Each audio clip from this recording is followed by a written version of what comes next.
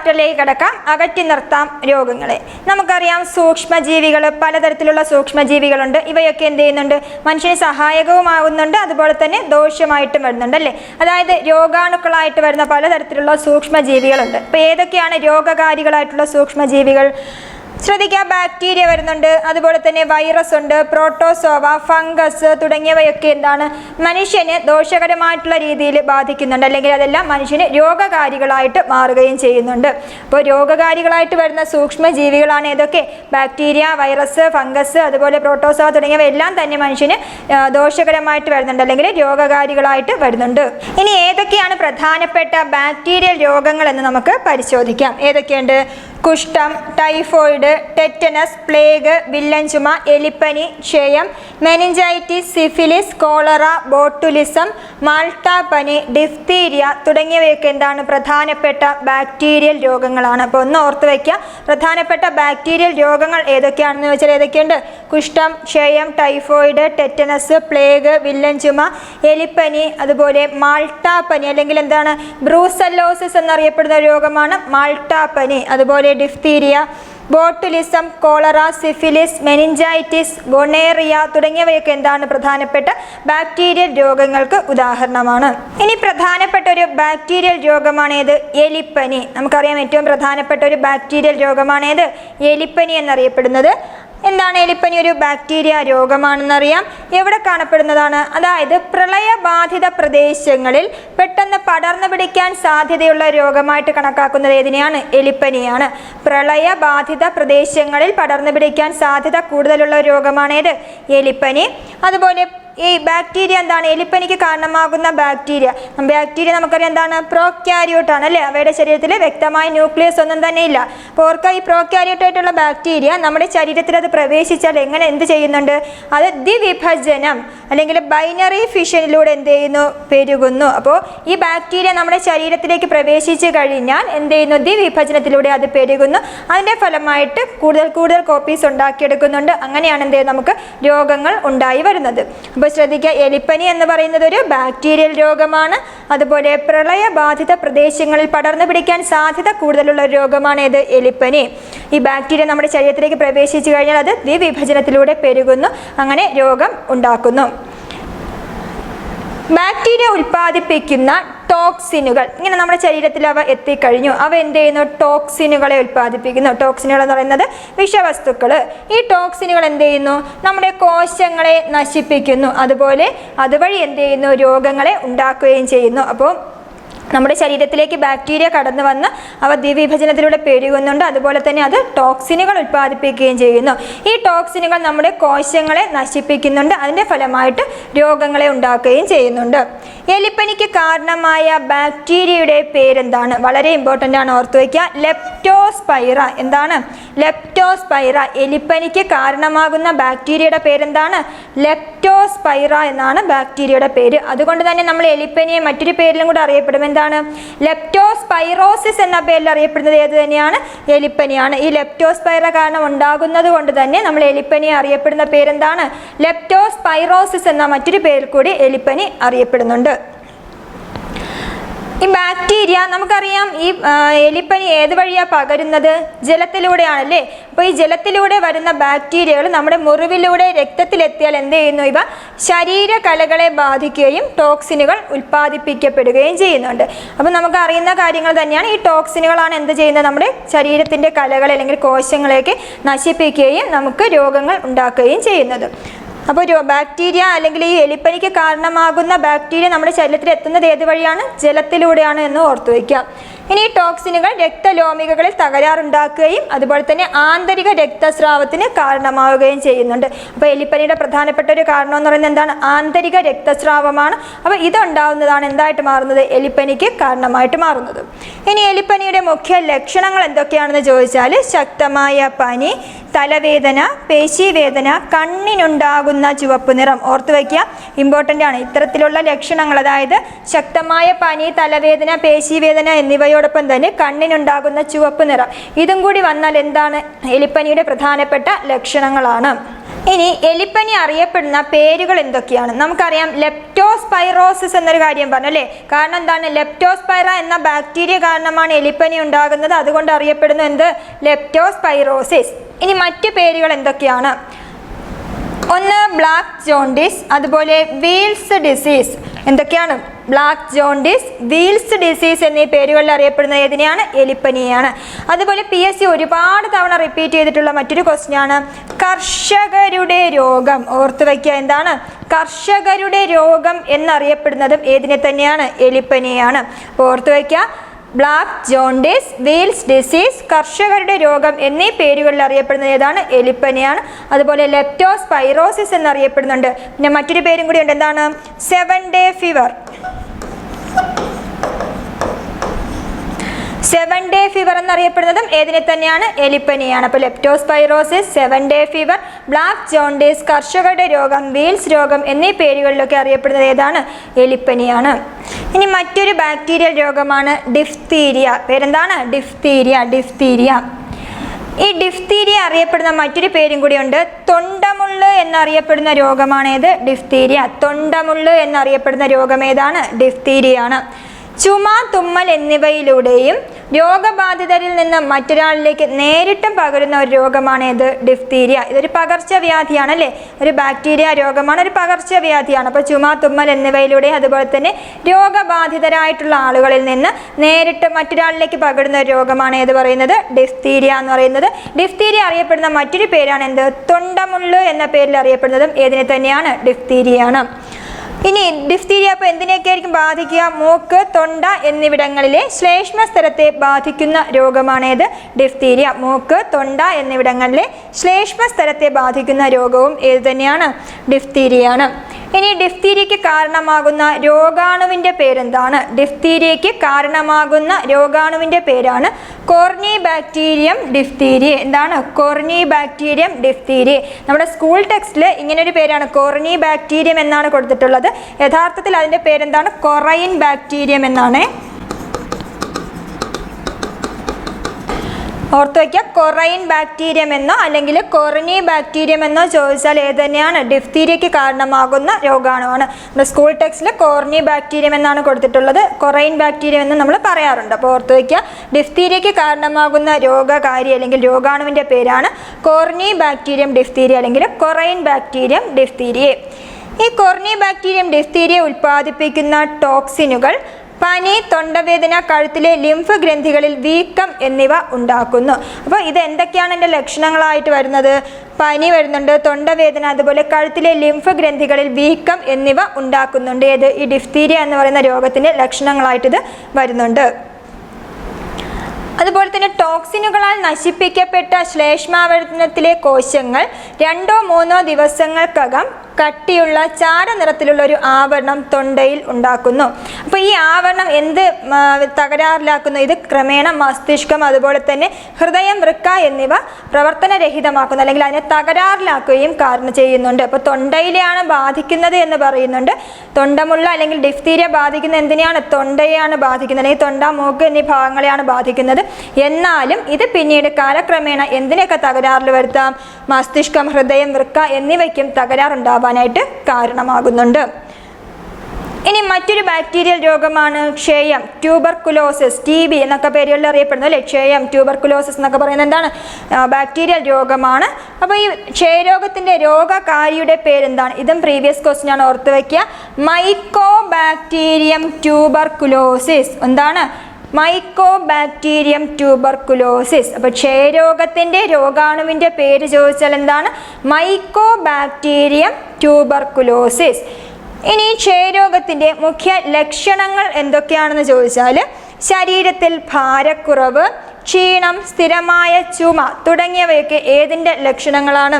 ക്ഷയരോഗത്തിൻ്റെ പ്രധാനപ്പെട്ട ലക്ഷണങ്ങളാണ്. എന്തൊക്കെയാണ്? ശരീരത്തിൽ ഭാരക്കുറവ്, ക്ഷീണം, സ്ഥിരമായ ചുമ ഇവയൊക്കെ ക്ഷയരോഗത്തിൻ്റെ പ്രധാനപ്പെട്ട ലക്ഷണങ്ങളാണ്. ഇനി ക്ഷയരോഗം ബാധിക്കുന്ന ശരീരഭാഗങ്ങൾ ഏതൊക്കെയാണ്?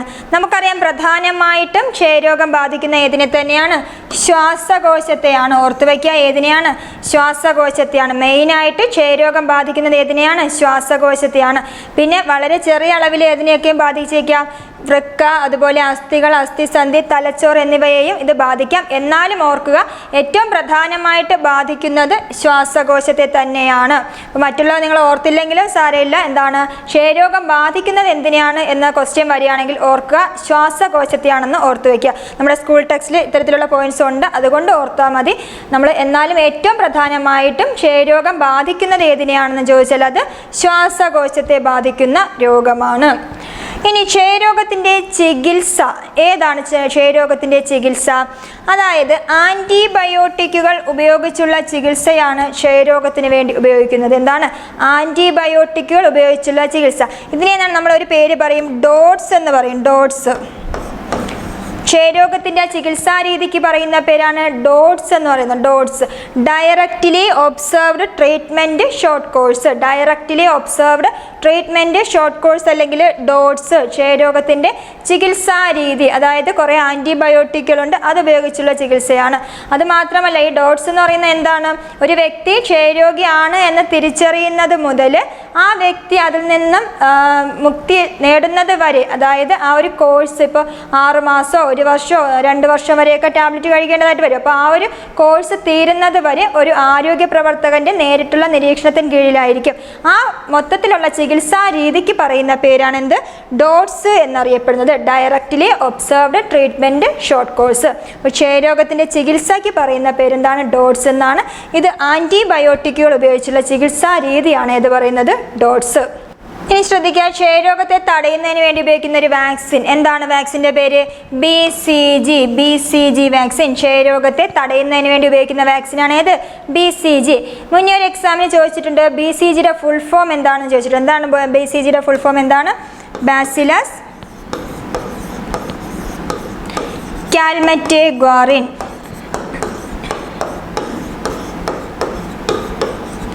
ഓർക്കുക, BCGയുടെ ഫുൾ ഫോം എന്താണ്? ബാസിലസ് കാൽമറ്റേഗ്വാറിൻ. ഇതിൽ ഈ കാൽമറ്റെ എന്ന് പറയുന്നത് ഗ്വാറിനും എന്താണ്? ഇത് കണ്ടുപിടിച്ച 2 വ്യക്തികളാണ്. കാൽമറ്റയും ഗ്വാറിൻ എന്ന് പറയുന്നത് കണ്ടുപിടിച്ച 2 വ്യക്തികളാണ്. ബാസിലസ് എന്ന് പറയുന്നത് എന്താണ്? ബാക്ടീരിയയുടെ പേരാണ് അല്ലേ? ഒരു റോഡ് ഷേപ്പിനിരിക്കുന്ന ബാക്ടീരിയയാണ് നമ്മൾ പൊതുവെ എന്തെന്ന് പറയുന്നത്? ബാസിലസ് എന്ന പേരിൽ അറിയപ്പെടുന്നത്. അപ്പോൾ ഓർക്കുക, ബാസിലസ് കാൽമറ്റേഗ്വാറിൻ എന്നതാണ് BCGയുടെ ഫുൾ ഫോം. അതുപോലെ ഈ BCGയുമായി ബന്ധപ്പെട്ട് മറ്റൊരു പ്രീവിയസ് ക്വസ്റ്റ്യൻ കൂടി വന്നിട്ടുണ്ട്. BCG വാക്സിൻ നൽകുന്നത് എപ്പോഴാണ്? ഒരു കുഞ്ഞ് ജനിച്ച ഉടനെ നൽകുന്ന വാക്സിനാണ് ഏത് പറയുന്നത്? BCG vaccine. ഒരു കുഞ്ഞ് ജനിച്ച ഉടനെ നൽകുന്ന വാക്സിനാണ് ഏത്? BCG vaccine.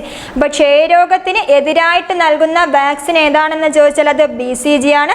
BCGയുടെ പൂർണ്ണ രൂപം എന്താണ്? ബാസിലസ് കാൽമറ്റേഗ്വാറിൻ എന്നാണ്.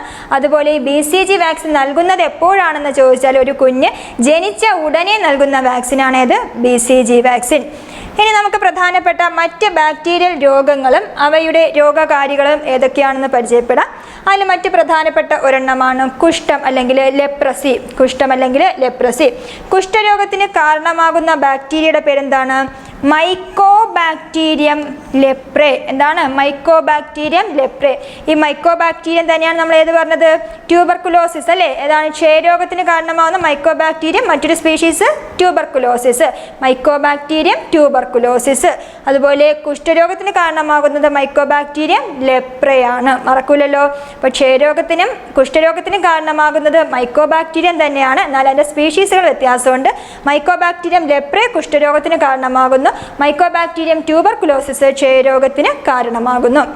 ഇനി മറ്റൊന്നാണ് ഇത് ടൈഫോയിഡ്. ടൈഫോയിഡ്. ഈ ടൈഫോയിഡിന് കാരണമാകുന്ന ബാക്ടീരിയയുടെ പേരാണെന്ത്? Salmonella typhi. ടൈഫോയിഡിന് കാരണമാകുന്ന ബാക്ടീരിയയുടെ പേരെന്താണ്? സാൽമൊണല്ല ടൈഫി എന്നാണ്. അതുപോലെ പ്ലേഗിന് കാരണമാകുന്ന ബാക്ടീരിയയാണ് എർസീനിയ പെസ്റ്റിസ്. പ്ലേഗിന് കാരണമാകുന്ന ബാക്ടീരിയ ഏതാണ്? എർസീനിയ പെസ്റ്റിസ്. ഓർത്തു വയ്ക്കുക, കുഷ്ഠരോഗത്തിന് കാരണമാകുന്ന ബാക്ടീരിയയാണ് മൈക്കോബാക്ടീരിയം ലെപ്രേ. ടൈഫോയിഡിന് കാരണമാകുന്നത് സാൽമൊണല്ല ടൈഫി. പ്ലേഗിന് കാരണമാകുന്നത് എർസീനിയ പെസ്റ്റിസ്. അടുത്ത ടെറ്റനസ് മറ്റൊരു ബാക്ടീരിയൽ രോഗമാണ് ടെറ്റനസ് എന്ന് പറയുന്നത്. ടെറ്റനസിന് കാരണമാകുന്ന ബാക്ടീരിയയാണ് ക്ലോസ്ട്രീഡിയം ടെറ്റനി. ടെറ്റനസിന് കാരണമാകുന്ന ബാക്ടീരിയ ഏതാണ്? Clostridium tetany. എന്നാൽ ടെറ്റനി എന്ന് പറയുന്നത് എന്തല്ല, ഒരു ബാക്ടീരിയൽ രോഗമല്ല. ടെറ്റനി എന്ന് പറഞ്ഞിട്ട് മറ്റൊരു രോഗമുണ്ട്. നമ്മുടെ രക്തത്തിൽ കാൽസ്യത്തിന്റെ അളവ് കുറയുമ്പോൾ ഉണ്ടാകുന്ന രോഗാവസ്ഥയാണ് ഇത് ടെറ്റനി എന്ന് പറയുന്നത്. ഇവിടെ എന്താണ്? ടെറ്റനസ് ആണ്. അപ്പോൾ ടെറ്റനസ് എന്ന് പറയുന്നത് ഒരു ബാക്ടീരിയൽ രോഗമാണ്. ഈ ടെറ്റനസിന് കാരണമാകുന്ന ബാക്ടീരിയയുടെ പേരെന്താണ്? ക്ലോസ്ട്രീഡിയം ടെറ്റനി എന്നാണ്. ഇനി മറ്റൊന്നാണ് കോളറ. കോളറയ്ക്ക് കാരണമാകുന്ന ബാക്ടീരിയയുടെ പേരെന്താണ്? എന്താണ്? Vibrio cholerae. പ്രീവിയസ് ആണ്. കോളറയ്ക്ക് കാരണമാകുന്ന ബാക്ടീരിയയുടെ പേരെന്താണ്? Vibrio cholerae. അതുപോലെ ആന്ത്രാക്സിന് കാരണമാകുന്ന മറ്റൊരു ബാക്ടീരിയ ഉണ്ട്, പേരെന്താണ്? Bacillus anthracis. ഇതും പ്രീവിയസ് ആണ്. Bacillus anthracis. ഓർത്തു വയ്ക്കുക, ആന്ത്രാക്സിന് കാരണമാകുന്ന ബാക്ടീരിയ ആണ് ഇത് ബാസിലസ് ആന്ത്രാസിസ്. Bacillus anthracis. ഇനി സിഫിലിസ്. സിഫിലിസ് എന്ന് പറയുന്നത് ഒരു ബാക്ടീരിയൽ രോഗമാണ്. അത് സെക്ഷുവലി ട്രാൻസ്മിറ്റ് ചെയ്യുന്ന ഒരു ബാക്ടീരിയൽ രോഗമാണ് സിഫിലിസ് എന്ന് പറയുന്നത്. ഈ സിഫിലിസിന് കാരണമാകുന്ന ബാക്ടീരിയയുടെ പേര് ചോദിച്ചാൽ അത് ട്രിപ്പോണിമ പാലിഡം. പേരെന്താണ്? ട്രിപ്പോണിമ പാലിഡം. ഇതും പ്രീവിയസ് ആണ്. ഓർത്തു വയ്ക്കുക, സിഫിലിസിന് കാരണമാകുന്ന ബാക്ടീരിയയുടെ പേരെന്താണ്? ട്രിപ്പോണിമ പാലിഡം എന്നാണ്. ക്ലിയർ ആണല്ലോ? അപ്പോൾ ആന്ത്രാക്സിന് കാരണമാകുന്നത് ബാസിലസ് ആന്ത്രാസിസ് ആണ്. അതുപോലെ സിഫിലിസിന് കാരണമാകുന്ന ബാക്ടീരിയ ആണ് ഇത് ട്രിപ്പോണിമ പാലിഡം. ഇനി ബാക്ടീരിയ എന്ന പദത്തിൻ്റെ അർത്ഥം എന്താണ്? ബാക്ടീരിയ എന്ന പദത്തിൻ്റെ അർത്ഥമാണ് ചെറിയ വടി എന്നതാണ് ബാക്ടീരിയ എന്ന പദത്തിൻ്റെ അർത്ഥം. അങ്ങനെയാണെങ്കിൽ വൈറസ് എന്ന പദത്തിൻ്റെ അർത്ഥം എന്താണ്? വിഷം എന്നതാണ്. അപ്പോൾ ബാക്ടീരിയ എന്ന പദത്തിൻ്റെ അർത്ഥം ചെറിയ വടി എന്നതാണ്. അതുപോലെ വൈറസ് എന്ന പദത്തിൻ്റെ അർത്ഥം എന്താണ്? വിഷം എന്നതാണ്. അപ്പോൾ ഇത്രയുമാണ് നമുക്ക് പഠിക്കാനായിട്ടുള്ള നമ്മുടെ സ്കൂൾ ടെക്സ്റ്റ് കൊടുത്തിട്ടുള്ള ബാക്ടീരിയ രോഗങ്ങളെ പറ്റി, അല്ലെങ്കിൽ അതിലുണ്ടാക്കുന്ന രോഗകാരികൾ ഏതൊക്കെയാണ് എന്നതാണ് ഇപ്പോൾ നമ്മൾ ഡിസ്കസ് ചെയ്തത്. പ്രധാനപ്പെട്ട വൈറസ് രോഗങ്ങൾ ഏതൊക്കെയാണ് എന്നതാണ് നമ്മൾ ഇനി നോക്കാനായിട്ട് പോകുന്നത്. നമുക്ക് നോക്കാം വൈറസ് രോഗങ്ങൾ ഏതൊക്കെയാണ്. ഒരുപാട് രോഗങ്ങളുണ്ട് വൈറസ് കൊണ്ട് ഉണ്ടാകുന്നത്. പ്രധാനപ്പെട്ടത് ഏതൊക്കെയാണെന്ന് നോക്കാം. AIDS, yellow fever, Zika fever, ഡെങ്കിപ്പനി, മീസിൽസ് അല്ലെങ്കിൽ 5-ാം പനി, ജലദോഷം, ചിക്കുൻഗുനിയ, പക്ഷിപ്പനി, ഇൻഫ്ലുവൻസ അല്ലെങ്കിൽ പകർച്ചപ്പനി, നിപ്പ, സാർസ്, മെർസ്, പോളിയോ, മുണ്ടിനീര്, എബോള, ചിക്കൻ ബോക്സ്, പന്നിപ്പനി, ഹെപ്പറ്റൈറ്റിസ്, കോവിഡ്-19 തുടങ്ങിയവയൊക്കെ പ്രധാനപ്പെട്ട വൈറസ് രോഗങ്ങളാണ്. അപ്പോൾ ഓർത്തു വയ്ക്കുക, ഇത്രയും പ്രധാനപ്പെട്ട വൈറസ് രോഗങ്ങളായിട്ട് കാണപ്പെടുന്നുണ്ട്. ഇനി ഇതിൽ നമുക്ക് ഏറ്റവും പ്രധാനപ്പെട്ട ഏതൊക്കെയാണ്, അതിന് കാരണമാകുന്ന വൈറസുകൾ ഏതൊക്കെയാണ് എന്നതാണ് പഠിക്കേണ്ടത്. അപ്പോൾ ഒന്ന് ഓർത്തു നോക്കുക. പ്രധാനപ്പെട്ട വൈറസ് രോഗങ്ങൾ എന്ന് പറയുന്നത് പ്രധാനപ്പെട്ട ഏതൊക്കെയാണ്? എയ്ഡ്സ് വരുന്നുണ്ട്, അതുപോലെ യെല്ലോ ഫീവർ, സിക്ക ഫീവർ, ഡെങ്കിപ്പനി, മീസിൽസ് അല്ലെങ്കിൽ 5-ാം പനി, ജലദോഷം, ചിക്കുൻഗുനിയ, പക്ഷിപ്പനി, ഇൻഫ്ലുവൻസ, നിപ, സാർസ്, മെർസ് അല്ലെങ്കിൽ Middle East respiratory syndrome, polio, മുണ്ടിനീര്, എബോള, ചിക്കൻ ബോക്സ്, പന്നിപ്പനി, ഹെപ്പറ്റൈറ്റിസ്, കോവിഡ്-19 തുടങ്ങിയവയൊക്കെ എന്താണ്? പ്രധാനപ്പെട്ട വൈറസ് രോഗങ്ങളാണ്. ഇനി പ്രോട്ടീൻ ആവരണത്തിനുള്ളിൽ DNA അല്ലെങ്കിൽ RNA തന്മാത്രകളെ ഉൾക്കൊള്ളുന്ന ഒരു ലഘുഘടനയുള്ളതാണ് ഏതെന്ന് പറയുന്നത്? നമ്മുടെ വൈറസുകൾ എന്ന് പറയുന്നത്. പ്രോട്ടീൻ ആവരണത്തിനുള്ളിൽ DNA അല്ലെങ്കിൽ RNA ഘടനയെ ഉൾക്കൊള്ളുന്ന ലഘുഘടനയാണ് ആർക്കുള്ളത്? വൈറസുകൾക്കുള്ളത്. ഈ വൈറസുകൾ എങ്ങനെയാണ് പെരുകുന്നത്? അതായത് ആതിഥേയ കോശങ്ങളുടെ ജനിതക സംവിധാനത്തെ ഉപയോഗപ്പെടുത്തിയാണ് ഈ വൈറസുകൾ പെരുകുന്നത്. അതായത് നമ്മുടെ ശരീരത്തിലേക്ക് എത്തിക്കഴിഞ്ഞാൽ നമ്മുടെ ശരീരത്തിലുള്ള ജനിതക സംവിധാനത്തെ ഉപയോഗപ്പെടുത്തിക്കൊണ്ടാണ് വൈറസുകൾ പെരുകുന്നത്. മനുഷ്യരെയും സസ്യങ്ങളെയും അതുപോലെ മറ്റു ജന്തുക്കളെയും ബാക്ടീരിയ പോലുള്ള സൂക്ഷ്മജീവികളെയും ഒക്കെ തന്നെ വൈറസുകൾ ബാധിക്കാറുണ്ട്. അപ്പോൾ ഏതൊരു ജീവജാലം എടുത്താലും അതിനൊക്കെ വൈറസ് ബാധ വരാനുള്ള സാധ്യത വരുന്നുണ്ട്. മനുഷ്യനെ മാത്രമല്ല, സസ്യങ്ങളെ ബാധിക്കുന്നു, മറ്റു ജന്തുക്കളെ ബാധിക്കുന്നു, അതുപോലെ തന്നെ ബാക്ടീരിയ പോലുള്ള സൂക്ഷ്മജീവികളെയും വൈറസുകൾ ബാധിക്കാറുണ്ട്. ഇനി നമ്മൾ നോക്കാൻ പോകുന്ന പ്രധാനപ്പെട്ട വൈറസ് രോഗങ്ങളെ പറ്റിയാണ് നോക്കുന്നത്. ഏതൊക്കെയാണ്? അതിൽ ഏറ്റവും പ്രധാനപ്പെട്ട ഒന്നാണ് ഏത്? നിപ്പ. അപ്പം നിപ്പ എന്ന് പറയുന്ന രോഗത്തിന് കാരണമാകുന്ന വൈറസിൻ്റെ പേരും എന്ത് തന്നെയാണ്? നിപ്പ വൈറസ് എന്ന് തന്നെയാണ്. ഈ നിപ്പ വൈറസിൻ്റെ പ്രകൃതിയാലുള്ള വാഹക ജീവിയാണ് ഏത്? വവ്വാലുകൾ എന്ന് പറയുന്നത് അല്ലേ? നിപ്പ വൈറസിൻ്റെ വാഹക ജീവി ഏതാണ്? വവ്വാലുകൾ. അതായത് വവ്വാലുകളാണ് നിപ്പ വൈറസ് പകരുന്നതിന് കാരണമാകുന്നത്. RNA വിഭാഗത്തിൽ പെടുന്നതാണ് നിപ്പ വൈറസ്. ഒന്ന് നോട്ട് ചെയ്ത് വയ്ക്കുക. നിപ്പ വൈറസ് എന്ന് പറയുന്നത് ഏത് വിഭാഗത്തിൽ ഉൾപ്പെടുന്നതാണ്? RNA വിഭാഗത്തിൽ ഉൾപ്പെടുന്നതാണ് നിപ്പ വൈറസ്. അതുപോലെ നിപ്പ വൈറസ് ഇന്ത്യയിൽ ആദ്യമായി റിപ്പോർട്ട് ചെയ്തത് എവിടെയാണ്? നിപ്പ വൈറസ് ലോകത്തിൽ ആദ്യമായി റിപ്പോർട്ട് ചെയ്തതാണെങ്കിൽ എവിടെയാണ്? ലോകത്തിൽ ആദ്യമായി നിപ്പ വൈറസ് റിപ്പോർട്ട് ചെയ്തത് എവിടെയാണ്? അത് മലേഷ്യയിലാണ്. ലോകത്തിൽ ആദ്യമായി നിപ്പ വൈറസ് റിപ്പോർട്ട് ചെയ്തത് മലേഷ്യയിലാണ്. എന്നാൽ ഇന്ത്യയിൽ ആദ്യമായിട്ട് നിപ്പ വൈറസ് രോഗം റിപ്പോർട്ട് ചെയ്തത് സിലിഗുരി, വെസ്റ്റ് ബംഗാൾ. വെസ്റ്റ് ബംഗാളിലെ സിലിഗുരിയിലാണ്. വർഷം 2001. അപ്പോൾ ഇന്ത്യയിൽ ആദ്യമായി റിപ്പോർട്ട് ചെയ്ത നിപ്പ വൈറസ് രോഗം റിപ്പോർട്ട് ചെയ്തത് എവിടെയാണെന്ന് ചോദിച്ചാൽ വെസ്റ്റ് ബംഗാളിലെ സിലിഗുരിയിലാണ്. വർഷം 2001. അങ്ങനെയാണെങ്കിൽ നമ്മുടെ കേരളത്തിൽ ആദ്യമായി നിപ്പ രോഗം റിപ്പോർട്ട് ചെയ്തത് എവിടെയാണ്? കോഴിക്കോടാണെന്ന് അറിയാം അല്ലേ? കോഴിക്കോട് എവിടെയാണ്? കോഴിക്കോട് പേരാമ്പ്രയിലെ ആ ഗ്രാമത്തിൻ്റെ പേരും കൂടി ഒന്ന് ഓർത്ത് വയ്ക്കുക, ചെങ്ങരോത്ത് ഗ്രാമം. അപ്പോൾ കേരളത്തിൽ ആദ്യമായി നിപ്പ വൈറസ് രോഗം റിപ്പോർട്ട് ചെയ്തത് കോഴിക്കോടാണ്. കോഴിക്കോട് എവിടെയാണ്? പേരാമ്പ്രയിലെ ചെങ്ങരോത്ത് എന്ന് പറയുന്ന ഗ്രാമത്തിലാണ് നിപ്പ രോഗം ആദ്യമായിട്ട് കേരളത്തിൽ റിപ്പോർട്ട് ചെയ്യുന്നത്. അപ്പോൾ ലോകത്തിൽ ആദ്യമായിട്ടാണെങ്കിൽ അത് മലേഷ്യയിലാണ്. ഇന്ത്യയിൽ ആദ്യമായിട്ടാണ് റിപ്പോർട്ട് ചെയ്യുന്നതെങ്കിൽ എവിടെയാണ്? പശ്ചിമ ബംഗാളിലെ സിലിഗുരിയിലാണ്. 2001. കേരളത്തിൽ ആദ്യമായിട്ടാണ് റിപ്പോർട്ട് ചെയ്യുന്നതെങ്കിൽ അത് കോഴിക്കോടാണ്. പേരാമ്പ്ര ചെങ്ങരോത്ത് ഗ്രാമത്തിലാണ് ആദ്യമായി നിപ്പ രോഗം റിപ്പോർട്ട് ചെയ്യുന്നത്. ഇനി മറ്റൊരു പ്രധാനപ്പെട്ട രോഗം, വൈറസ് രോഗമാണ് ഇത്, എയ്ഡ്സ്. ഈ എയ്ഡ്സ് എന്ന് പറയുന്നത് നമ്മുടെ ശരീരത്തിന് രോഗപ്രതിരോധ ശേഷി നൽകുന്ന ലിംഫോസൈറ്റുകളുടെ ജനിതക സംവിധാനം ഉപയോഗിച്ച് പെരുകുന്ന വൈറസാണ് ഏത്? എയ്ഡ്സിന് കാരണമാകുന്ന വൈറസ്. അതായത് നമുക്ക് ഇങ്ങനെയാണ് ക്വസ്റ്റ്യൻ വരുന്നത്, എയ്ഡ്സ് ബാധിക്കുന്ന ശരീരഭാഗം ഏതാണ്, അല്ലെങ്കിൽ എയ്ഡ്സ് എന്തിനെയാണ് ബാധിക്കുന്നത് എന്ന് ചോദിച്ചാൽ ഒന്നുകിൽ പറയാൻ പറ്റും രോഗപ്രതിരോധ ശേഷിയെ ബാധിക്കുന്നു, അതല്ലെങ്കിൽ ലിംഫോസൈറ്റുകളെ ബാധിക്കുന്നു. ഓർത്തു വയ്ക്കുക, രോഗപ്രതിരോധ ശേഷിയെ അല്ലെങ്കിൽ ലിംഫോസൈറ്റിനെ ബാധിക്കുന്ന ഒരു വൈറസ് രോഗമാണ് ഇത്, എയ്ഡ്സ്. എന്താണ് ലിംഫോസൈറ്റ് എന്ന് പറയുന്നത്? അതൊരു ശ്വേതരക്താണുവാണ് അല്ലേ? ഏറ്റവും ശക്തമായിട്ടുള്ളൊരു ശ്വേതരക്താണുവാണ് എന്ന് പറയുന്നത് ലിംഫോസൈറ്റ് എന്നറിയപ്പെടുന്നത്. അപ്പോൾ ഈ ലിംഫോസൈറ്റിനെ ബാധിക്കുന്ന അല്ലെങ്കിൽ രോഗപ്രതിരോധ ശേഷി, ഇമ്മ്യൂണിറ്റിയെ ബാധിക്കുന്ന ഒരു രോഗം, വൈറസ് രോഗമാണ് ഏത്? എയ്ഡ്സ് എന്ന് പറയുന്നത്. ഈ എയ്ഡ്സിന് കാരണമാകുന്ന വൈറസിൻ്റെ പേരെന്താണെന്ന് ചോദിച്ചാൽ അത് HIV. HIV എന്താണ്? ഫുൾ ഫോം എന്താണ്? Human immuno deficiency virus.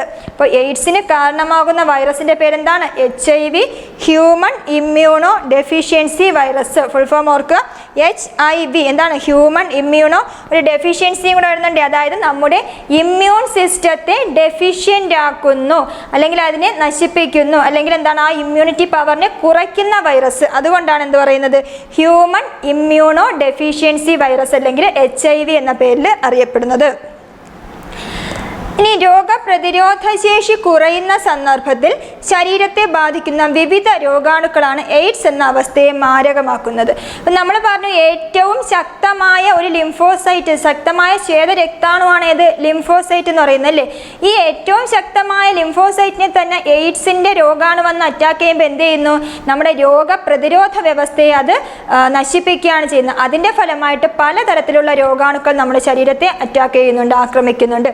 അങ്ങനെ ഈ ഒരു എയ്ഡ്സ് ബാധിച്ചതിന് ശേഷം ആ രോഗികൾ മരണത്തിലേക്ക് പോകാനുള്ള കാരണമെന്ന് പറയുന്നത് എയ്ഡ്സ് അല്ല ശരിക്കുമുള്ള കാരണം. എയ്ഡ്സ് ബാധിക്കുന്നത് കൊണ്ട് നമ്മുടെ രോഗപ്രതിരോധ ശേഷി തകരാറിലാവുന്നു. അതുവഴി പലതരത്തിലുള്ള രോഗാണുക്കൾ നമ്മുടെ ശരീരത്തെ ബാധിക്കുന്നുണ്ട്. അതാണ് മരണത്തിലേക്ക് നയിക്കുന്നത്. ഇനി എയ്ഡ്സിൻ്റെ പൂർണ്ണ രൂപം എന്താണെന്ന് വെച്ചാൽ അക്വയർഡ് ഇമ്മ്യൂണോ ഡെഫിഷ്യൻസി സിൻഡ്രോം. ഓർത്ത് വയ്ക്കുക, എയ്ഡ്സിൻ്റെ പൂർണ്ണ രൂപമാണ് അക്വയർഡ് ഇമ്മ്യൂണോ ഡെഫിഷ്യൻസി സിൻഡ്രോം. എയ്ഡ്സിന് കാരണമാകുന്ന വൈറസ് HIV ആണ്, ഹ്യൂമൻ ഇമ്മ്യൂണോ ഡെഫിഷ്യൻസി വൈറസ്. ഇനി മറ്റൊരു രോഗമാണ് ഹെപ്പറ്റൈറ്റിസ്. നമുക്കറിയാം ഹെപ്പറ്റൈറ്റിസ് എന്ന് പറയുന്നത് പല തരത്തിൽ വരുന്നുണ്ട് അല്ലേ? Hepatitis A, B, C, D അങ്ങനെ പല തരത്തിൽ വരുന്നുണ്ട്. ഇതിൽ ഈ ഹെപ്പറ്റൈറ്റിസ് എന്ന് പറയുന്നത് എന്തിനെ ബാധിക്കുന്ന രോഗമാണ്? കരളിനെ ബാധിക്കുന്ന രോഗമാണ് ഏത്? ഹെപ്പറ്റൈറ്റിസ്. ഹെപ്പറ്റൈറ്റിസ് എന്ന് പറയുന്നത് എന്തിനെയാണ് ബാധിക്കുന്നത്? കരളിനെ ബാധിക്കുന്ന ഒരു രോഗമാണേത്? ഹെപ്പറ്റൈറ്റിസ്. അപ്പോൾ ഈ ഹെപ്പറ്റൈറ്റിസുകൾ എങ്ങനെയാണ് ഉണ്ടാകുന്നത്? സാധാരണയായിട്ട് വൈറസുകൾ കൊണ്ട് തന്നെയാണ് ഹെപ്പറ്റൈറ്റിസുകൾ ഉണ്ടാകുന്നത്. അതുപോലെ തന്നെ ഈ ഹെപ്പറ്റൈറ്റിസ് എന്ന് പറയുന്നത് സെക്ഷലി ട്രാൻസ്മിറ്റഡ് ഡിസീസാണ്. അതുപോലെ അല്ലെങ്കിൽ STDക്ക് ഒരു ഉദാഹരണം കൂടിയാണ്. പിന്നെ എന്താണ്? മലിനജലത്തിലൂടെയും ഈ പറയുന്ന ഹെപ്പറ്റൈറ്റിസ് രോഗം പകരുന്നുണ്ട്. അപ്പോൾ ഓർത്തു വയ്ക്കുക, വൈറസുകൾ കൊണ്ടാണ് ഈ ഹെപ്പറ്റൈറ്റിസ് ഉണ്ടാകുന്നത്. പ്രധാനമായിട്ട് ഏത് വൈറസ് തന്നെയാണ്? ഹെപ്പറ്റൈറ്റിസ് വൈറസ് തന്നെയാണ്. അപ്പോൾ ഹെപ്പറ്റൈറ്റിസിന് കാരണമാകുന്ന വൈറസിന്റെ പേര് ചോദിച്ചാൽ ഏതാണ്? ഹെപ്പറ്റൈറ്റിസ് വൈറസ് ആണ്. അതുപോലെ ഹെപ്പറ്റൈറ്റിസ് എന്തിനെയാണ് ബാധിക്കുന്നതെന്ന് ചോദിച്ചാൽ അത് കരളിനെ ബാധിക്കുന്ന രോഗമാണ് ഇത് ഹെപ്പറ്റൈറ്റിസ്. ക്ലിയർ ആണല്ലോ? ഇനി ഹെപ്പറ്റൈറ്റിസ് രോഗം ബാധിക്കുന്നത് എങ്ങനെയാണെന്ന് ചോദിച്ചാൽ, അല്ലെങ്കിൽ വ്യാപിക്കുന്നത്, പകരുന്നത് എങ്ങനെയാണെന്ന് ചോദിച്ചാൽ മലിനമായിട്ടുള്ള ആഹാരം, ജലം, അതുപോലെ രോഗിയുടെ രക്തഘടകങ്ങൾ, വിസർജ്യ വസ്തുക്കൾ എന്നിവയിലൂടെയൊക്കെയാണ് ഹെപ്പറ്റൈറ്റിസ് രോഗം വ്യാപിക്കുന്നത്. ഏതുവഴിയാണ്? മലിനമായ ആഹാരം, ജലം, അതുപോലെ രോഗിയുടെ രക്തഘടകങ്ങൾ, വിസർജ്യ വസ്തുക്കൾ എന്നിവയിലൂടെയൊക്കെയാണ് ഹെപ്പറ്റൈറ്റിസ് രോഗം ബാധിക്കുന്നത് അല്ലെങ്കിൽ പകരുന്നത്. അപ്പോൾ ഹെപ്പറ്റൈറ്റിസിന് കാരണമാകുന്ന വൈറസിന്റെ പേര് ചോദിച്ചാൽ അത് ഹെപ്പറ്റൈറ്റിസ് വൈറസ് ആണ്. കരളിനെയാണ് ഇത് ബാധിക്കുന്നത്. മലിനജലത്തിലൂടെ പകരുന്നുണ്ട്. അതുപോലെ തന്നെ രക്തഘടകങ്ങൾ അല്ലെങ്കിൽ വിസർജ്യ വസ്തുക്കൾ തുടങ്ങിയവയിലൂടെയൊക്കെ ഹെപ്പറ്റൈറ്റിസ് പകരുന്നുണ്ട്. ഇനി മറ്റൊരു പ്രധാനപ്പെട്ട വൈറസ് രോഗമാണ് COVID-19 അല്ലേ? നമുക്കറിയാം ഇപ്പോൾ നിലവിലുള്ള രോഗമാണിത് COVID-19 എന്നറിയപ്പെടുന്നത്. ഈ COVID-19 2020 ലോകാരോഗ്യ സംഘടന പാൻഡമിക്കായി പ്രഖ്യാപിച്ച രോഗമാണിത് COVID-19. ഓർത്തു വയ്ക്കുക, 2020 ലോകാരോഗ്യ സംഘടന പാൻഡമിക്. എന്താണ് പാൻഡമിക്? ആഗോള മഹാമാരി അല്ലേ? അതായത് രാജ്യങ്ങളിൽ നിന്ന് രാജ്യങ്ങളിലേക്കൊക്കെ പോകുന്ന രോഗങ്ങളെ നമ്മൾ പൊതുവെ പാൻഡമിക് എന്ന പേരിൽ അറിയപ്പെടാറുണ്ട്. അതുപോലെ തന്നെ ഈ പാൻഡമിക് ആയിട്ട് അല്ലെങ്കിൽ ആഗോള മഹാമാരിയായിട്ട് 2020 ലോകാരോഗ്യ സംഘടന പ്രഖ്യാപിച്ച ഒരു രോഗമാണേത് COVID-19. എന്നാണ് ഡേറ്റ്? എന്നാണ് 2020 മാർച്ച് 11. 2020 മാർച്ച് 11 ലോകാരോഗ്യ സംഘടന COVID-19 പാൻഡമിക് ആയിട്ട് പ്രഖ്യാപിക്കുന്നത്. ഇനി കൊറോണ വൈറസ് രോഗത്തിന് ലോകാരോഗ്യ സംഘടന നൽകിയ പേരാണെന്ത്? COVID-19. അപ്പോൾ നമ്മൾ ആദ്യമേ അറിയപ്പെട്ടിരുന്നത് കൊറോണ വൈറസ് എന്ന പേരിലാണ്. അതായത് വൈറസിന്റെ പേര് നമുക്കറിയാം. COVID-19 കാരണമാകുന്ന വൈറസിന്റെ പേരെന്താണ്? കൊറോണ വൈറസ് എന്നാണ് അല്ലേ? അല്ലെങ്കിൽ SARS-CoV-2 എന്ന പേരിലൊക്കെ അറിയപ്പെടുന്നുണ്ട്. അപ്പോൾ ഈ കൊറോണ വൈറസ് രോഗം ആദ്യം നമ്മൾ കൊറോണ വൈറസ് രോഗം എന്ന രീതിയിൽ തന്നെയാണ് പറഞ്ഞിരുന്നത്. പിന്നീട് അതിനെ ലോകാരോഗ്യ സംഘടന പേര് കൊടുത്തു. എന്താണ് പേര്? COVID-19 എന്ന പേര് നൽകി. ഈ COVID-19 പൂർണ്ണ രൂപം എന്താണ്? അപ്പോൾ ആദ്യം കൊറോണ വൈറസ് എന്ന പേരിലാണ് അറിയപ്പെട്ടിരുന്നത്. ഈ കൊറോണ വൈറസ് രോഗത്തിന് COVID-19 എന്ന പേര് ലോകാരോഗ്യ സംഘടന നൽകി. എന്താണ് COVID-19 പൂർണ്ണ രൂപം? പ്രീവിയസ് ക്വസ്റ്റ്യൻ ആണ്. എന്താണ്? Corona virus disease 2019. അപ്പോൾ COVID-19 പൂർണ്ണരൂപം എന്താണ്?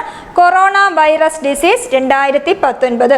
ഈ കൊറോണ എന്ന് പറയുന്നത് ഒരു ലാറ്റിൻ ഭാഷയിലെ പദമാണ്. കൊറോണ എന്ന് പറയുന്നത് ഒരു ലാറ്റിൻ ഭാഷയിലെ പദമാണ്. അതിൻ്റെ അർത്ഥം എന്താണ് എന്ന് ചോദിച്ചാൽ എന്താണ്? കിരീടം എന്നതാണ്. അപ്പോൾ കൊറോണ എന്ന ലാറ്റിൻ ഭാഷയിലെ പദത്തിൻ്റെ അർത്ഥം എന്താണ്? കിരീടം എന്നതാണ് അതിൻ്റെ അർത്ഥം. ഈ കൊറോണ വൈറസ് രോഗം അല്ലെങ്കിൽ ഈ COVID-19 ആദ്യമായി റിപ്പോർട്ട് ചെയ്ത രാജ്യം ഏതാണ്? നമുക്കറിയാം. ഏതാണ്? ചൈനയിലാണ് അല്ലേ? കൊറോണ വൈറസ് അല്ലെങ്കിൽ COVID-19 ആദ്യമായി റിപ്പോർട്ട് ചെയ്ത രാജ്യം ചോദിച്ചാൽ ഏതാണ്? ചൈനയാണ്. എന്നാണ് റിപ്പോർട്ട് ചെയ്തത്? 2019 ഡിസംബർ 31 അല്ലേ? 2019 ഡിസംബർ 31 ചൈനയിലാണ് ആദ്യമായിട്ട് ഇത് റിപ്പോർട്ട് ചെയ്തത്. ഇത് എവിടെയാണെന്ന് ചോദിച്ചാൽ, ചൈനയിലെ എവിടെയാണെന്ന് ചോദിച്ചാൽ വുഹാൻ എന്ന് പറയുന്ന ഒരു നഗരത്തിൽ അല്ലെങ്കിൽ വുഹാൻ എന്ന് പറയുന്ന പട്ടണത്തിലാണ് ആദ്യമായിട്ട് ഇത് റിപ്പോർട്ട് ചെയ്തത്. PSCയുടെ പ്രീവിയസ് ക്വസ്റ്റ്യൻ, ഈ പറയുന്ന COVID-19 ആദ്യമായി റിപ്പോർട്ട് ചെയ്തത് ഏത് പ്രവിശ്യ, ഏത് പ്രൊവിൻസിലാണെന്ന് ചോദിച്ചാൽ അതേതാണ്? ഹുബൈ പ്രവിശ്യയാണ്.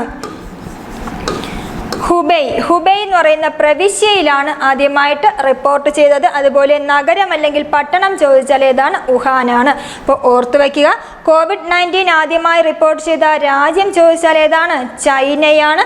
ചൈനയിൽ 2019 ഡിസംബർ 31 റിപ്പോർട്ട് ചെയ്യുന്നത്. എവിടെയാണെന്ന് ചോദിച്ചാൽ ഹുബൈ പ്രവിശ്യ, വുഹാൻ നഗരത്തിലാണ്. ഇനി മറ്റൊരു പോയിന്റ് ശ്രദ്ധിക്കുക. നമ്മുടെ ഇന്ത്യയിൽ ആദ്യമായെന്നോ കേരളത്തിൽ ആദ്യമായെന്നോ ചോദിച്ചാൽ ഇന്ത്യയിൽ ആദ്യമായി COVID-19 റിപ്പോർട്ട് ചെയ്ത സ്ഥലം ചോദിച്ചാൽ ഏതാണ്? തൃശ്ശൂരാണ്. ഇന്ത്യയിൽ ആദ്യമായി അല്ലെങ്കിൽ കേരളത്തിൽ ആദ്യമായി COVID-19 റിപ്പോർട്ട് ചെയ്തത് എവിടെയാണ്? തൃശ്ശൂരിലാണ്. അപ്പോൾ ലോകത്തിൽ ആദ്യമായി റിപ്പോർട്ട് ചെയ്ത ചൈനയിലാണ്. ഇന്ത്യയിൽ ആദ്യമായി റിപ്പോർട്ട് ചെയ്തത് തൃശ്ശൂരിലാണ്. ഈ COVID-19 പകരുന്നത് തടയാൻ വേണ്ടി കേരള സർക്കാർ ആവിഷ്കരിച്ചൊരു ക്യാമ്പയിൻ ഉണ്ട്. എന്താണ് അതിൻ്റെ പേര്? Break the chain. എന്താണ് പേരെന്താണ്? Break the chain. അപ്പോൾ COVID-19 പകരുന്നത് തടയുന്നതിന് വേണ്ടി നമ്മുടെ കേരള സർക്കാർ ആവിഷ്കരിച്ച ഒരു ക്യാമ്പയിനാണ് എന്ത് പറയുന്നത്? ബ്രേക്ക് ദ ചെയിൻ എന്ന പേരിൽ അറിയപ്പെടുന്നത്. ഇനി COVID-19 തുടർന്ന് ലോകാരോഗ്യ സംഘടന ആരോഗ്യ അടിയന്തരാവസ്ഥ പ്രഖ്യാപിച്ച തീയതി എന്നാണ്? 2020 ജനുവരി 30 ഓർത്തു വയ്ക്കുക. COVID-19 തുടർന്ന് നമ്മുടെ ലോകാരോഗ്യ സംഘടന ആരോഗ്യ അടിയന്തരാവസ്ഥ പ്രഖ്യാപിച്ച തീയതിയാണേത്? 2020 ജനുവരി 30. ഈ 2020 ജനുവരി 30 മറ്റൊരു പ്രത്യേകതയും കൂടിയുണ്ട്. എന്താണ്? നമ്മുടെ ഇന്ത്യയിൽ ആദ്യമായി COVID-19 റിപ്പോർട്ട് ചെയ്തതും എന്ന് തന്നെയാണ് 2020 ജനുവരി 30. അതായത് നമ്മൾ പറഞ്ഞു ഇന്ത്യയിൽ ആദ്യമായി COVID-19 റിപ്പോർട്ട് ചെയ്തത് എവിടെയാണ്? നമ്മുടെ തൃശ്ശൂരിലാണല്ലേ. അപ്പോൾ ആ തൃശ്ശൂരിൽ COVID-19 റിപ്പോർട്ട് ചെയ്ത ഡേറ്റും എന്ന് തന്നെയാണ് 2020 ജനുവരി 30 തന്നെയാണ്. അപ്പോൾ രണ്ട് പ്രത്യേകതകളുണ്ട്. 2020 ജനുവരി 30 ഇന്ത്യയിൽ ആദ്യമായി COVID-19 റിപ്പോർട്ട് ചെയ്തത് എന്നാണെന്ന് ചോദിച്ചാൽ അത് 2020 ജനുവരി 30 അതുപോലെ തന്നെ COVID-19 തുടർന്ന് ലോകാരോഗ്യ സംഘടന ആരോഗ്യ അടിയന്തരാവസ്ഥ പ്രഖ്യാപിച്ചതും എന്ന് തന്നെയാണ് 2020 ജനുവരി 30. ഇനി മറ്റൊരു പ്രധാനപ്പെട്ട ക്വസ്റ്റ്യൻ, നമ്മുടെ കൊറോണ വൈറസ് വ്യാപനം നേരിടുന്നതിന് വേണ്ടി കർഫ്യൂ പ്രഖ്യാപിച്ച ആദ്യ ഇന്ത്യൻ സംസ്ഥാനം ഏതാണ്? നമ്മുടെ COVID-19 നേരിടുന്നതിന് വേണ്ടി കർഫ്യൂ പ്രഖ്യാപിച്ച ആദ്യ ഇന്ത്യൻ സംസ്ഥാനമാണേത്? പഞ്ചാബ്. ഓർത്തു വയ്ക്കുക. കർഫ്യൂ പ്രഖ്യാപിച്ച ആദ്യ ഇന്ത്യൻ സംസ്ഥാനം ചോദിച്ചാൽ അത് പഞ്ചാബാണ്. എന്നാൽ ഈ കൊറോണ വ്യാപനം തടയുന്നതിന് വേണ്ടി ഇന്ത്യയിൽ ജനതാ കർഫ്യൂ ആരംഭിച്ച അല്ലെങ്കിൽ പ്രഖ്യാപിച്ച തീയതി ചോദിച്ചാൽ എന്നാണ്? 2020 മാർച്ച് 22 ജനതാ കർഫ്യൂ എന്നാണെന്ന് ചോദിച്ചാൽ 2020 മാർച്ച് 22 രാവിലെ 7 മണി മുതൽ രാത്രി 9 മണി വരെയായിരുന്നു ജനതാ കർഫ്യൂ ആരംഭിച്ചത് അല്ലെങ്കിൽ പ്രഖ്യാപിച്ചത്. അപ്പോൾ ഈ രണ്ട് പോയിന്റുകളും കൂടെ ഓർത്ത് വയ്ക്കുക. COVID-19 വ്യാപനം തടയുന്നതിന് വേണ്ടി കർഫ്യൂ പ്രഖ്യാപിച്ച ആദ്യ ഇന്ത്യൻ സ്റ്റേറ്റ് ചോദിച്ചാൽ അത് പഞ്ചാബാണ്. അതുപോലെ തന്നെ ജനതാ കർഫ്യൂ പ്രഖ്യാപിച്ചത് എന്നാണ്? 2020 മാർച്ച് 22 രാവിലെ 7 മണി മുതൽ രാത്രി 9 മണി വരെയായിരുന്നു ഏത് ജനതാ കർഫ്യൂ പ്രഖ്യാപിച്ചത്. ഇനി മറ്റു ചില പ്രധാനപ്പെട്ട വൈറസ് രോഗങ്ങളും ഏതൊക്കെ വൈറസുകളാണ് അവയ്ക്ക് കാരണമാകുന്നതെന്ന് നമുക്ക് നോക്കാം. ജലദോഷം. ജലദോഷത്തിന് കാരണമാകുന്ന വൈറസിന്റെ പേരാണ് എന്ത്? റിനോ വൈറസ്. ജലദോഷത്തിന് കാരണമാകുന്ന വൈറസിന്റെ പേര് ചോദിച്ചാൽ ഏതാണ്? റിനോ വൈറസ്. റിനോ വൈറസ്. അതുപോലെ അരിമ്പാറ, വളരെ ഇമ്പോർട്ടൻ്റ് ആണ്, പ്രീവിയസ് ക്വസ്റ്റ്യൻ ആണ്.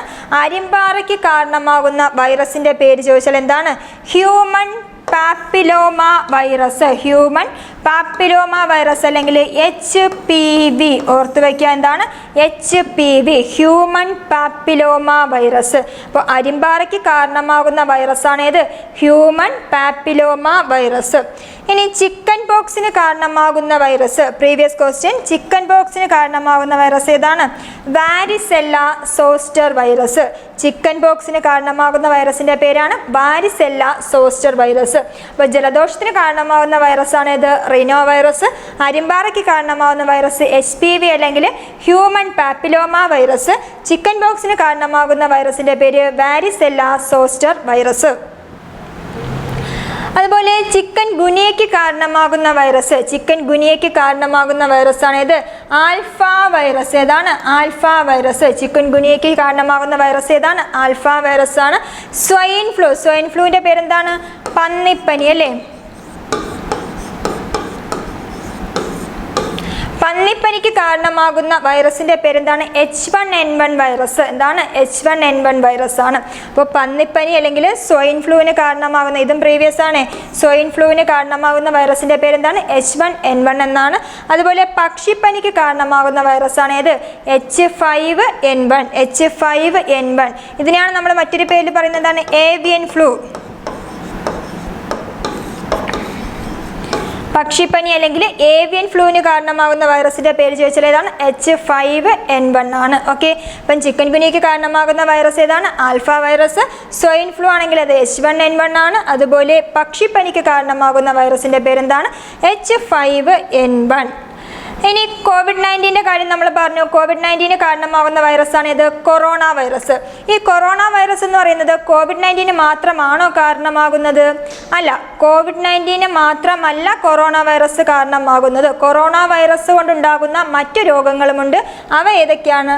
മെർസ്, സാർസ് തുടങ്ങിയവയൊക്കെ കൊറോണ വൈറസ് കൊണ്ടുണ്ടാകുന്ന രോഗങ്ങളാണ്. അപ്പോൾ ഓർത്തു വയ്ക്കുക, മെർസ്, സാർസ്, കോവിഡ്-19 തുടങ്ങിയവ കൊറോണ വൈറസ് കൊണ്ടുണ്ടാകുന്ന രോഗങ്ങളാണ്. അതുപോലെ ഈ മൂന്നും ബാധിക്കുന്നതും എന്തിനെ തന്നെയാണ്? ശ്വാസകോശത്തെ ബാധിക്കുന്ന രോഗങ്ങളാണ് അല്ലേ? കോവിഡ്-19 ആയാലും അതുപോലെ മെർസ്, സാർസ് ഒക്കെ എന്താണ്? ശ്വാസകോശത്തെ തന്നെയാണ് ബാധിക്കുന്നത്. അപ്പോൾ ഈ കോവിഡ്-19 കാരണമാകുന്ന വൈറസിൻ്റെ പേര് നമ്മൾ പറഞ്ഞു കൊറോണ വൈറസ് എന്ന് പറഞ്ഞു. ഇനി ഇതിനെ ഒരു പ്രീവിയസ് ക്വസ്റ്റ്യൻ വന്നിട്ടുണ്ട്. കൊറോണ വൈറസ് അല്ലെങ്കിൽ കോവിഡ്-19 കാരണമാകുന്ന വൈറസിൻ്റെ പേര് നമ്മളത് സ്പെസിഫിക് ആയിട്ട് പറയുന്ന ഒരു പേരുണ്ട്. എന്താണ്? SARS cove 2. SARS cove 2. പൊതുവേ നമ്മൾ കൊറോണ വൈറസ് എന്ന് പറയും. അതെന്താണ് സ്പെസിഫിക് ആയിട്ട് പറഞ്ഞാൽ അത് സാർസ് കോവ് 2 ആണ്. ഇതും പ്രീവിയസ് ആയിട്ട് ചോദിച്ചിട്ടുള്ളതാണ്. ഇനി മറ്റൊരു രോഗമാണ് ഭ്രാന്തി പശു രോഗം എന്നറിയപ്പെടുന്നു. ഭ്രാന്തി പശു രോഗം ഇതിന് കാരണമാകുന്നത് യഥാർത്ഥത്തിൽ അതൊരു വൈറസ് രോഗമല്ല. അതെന്താണ്? അതിന് കാരണമാകുന്ന ഒരു പ്രത്യേകതരം ജീവികളാണ്. അതിൻ്റെ പേരാണ് പ്രിയോണുകൾ എന്നറിയപ്പെടുന്നത്. എന്താണ്? പ്രിയോണുകൾ. ഇതും പ്രീവിയസ് ക്വസ്റ്റ്യൻ ആണ്, പഠിച്ചു വയ്ക്കുക. ഭ്രാന്തി പശു രോഗം, ബൊവൈൻ സ്പോഞ്ചിഫോം എൻസെഫലോപ്പതി എന്നൊക്കെ അറിയപ്പെടുന്ന ഭ്രാന്തി പശു രോഗത്തിന് കാരണമാകുന്നത് എന്താണ്? പ്രിയോണുകളാണെന്ന് ഓർത്തു വയ്ക്കുക. അപ്പോൾ ഭ്രാന്തി പശു രോഗത്തിന് കാരണമാകുന്ന രോഗാണുക്കളാണേത്? പ്രിയോണുകൾ. അത് യഥാർത്ഥത്തിൽ ഒരു വൈറസ് എന്നല്ല, എന്നാലും അതൊരു സൂക്ഷ്മ ജീവിയാണ്. അതിലൊരു പ്രത്യേക വിഭാഗത്തിൽ ഉൾപ്പെടുത്തിയിരിക്കുകയാണ്. ഈ ഭ്രാന്തി പശു രോഗത്തിന് കാരണമാകുന്ന സൂക്ഷ്മ ജീവികളാണേത്? പ്രിയോണുകൾ എന്ന് അറിയപ്പെടുന്നത്. അതുപോലെ ജന്തുക്കൾക്കുണ്ടാകുന്ന ഒരു രോഗമാണ് ഇത് കുളമ്പ് രോഗം എന്ന് പറയുന്നത്. കുളമ്പ് രോഗം, കുളമ്പ് രോഗം ജന്തുക്കൾക്ക് മാത്രമായിട്ടുണ്ടാകുന്ന രോഗമാണ് കുളമ്പ് രോഗം. ഇതിന് കാരണമാകുന്ന വൈറസിന്റെ പേര് ചോദിച്ചാൽ ഏതാണ്? പിക്കോർണ വൈറസ്. വളരെ വളരെ ഇമ്പോർട്ടൻ്റ് ആണ്, പഠിച്ചു വയ്ക്കുക. പിക്കോർണ വൈറസ്. കുളമ്പ് രോഗത്തിന് കാരണമാകുന്ന വൈറസിന്റെ പേരെന്താണ്? പിക്കോർണ വൈറസ് എന്നാണ്. അപ്പോൾ ഇത്രയുമാണ് നമ്മുടെ പ്രധാനപ്പെട്ട വൈറസ് രോഗങ്ങളെ പറ്റി പറയാനുള്ളത്. പ്രധാനപ്പെട്ട എല്ലാ വൈറസ് രോഗങ്ങളുമായിട്ടുണ്ട്. അതിൻ്റെ രോഗാണുക്കളുടെയും പേര് പഠിച്ചിട്ടുണ്ട്. നന്നായിട്ട് പഠിച്ചു വയ്ക്കുക. പ്രധാനപ്പെട്ട ഫംഗസ് രോഗങ്ങൾ ഏതൊക്കെയാണ് എന്ന് നമുക്ക് നോക്കാം. ഏതൊക്കെയാണ് പ്രധാനപ്പെട്ട ഫംഗസ് രോഗങ്ങൾ?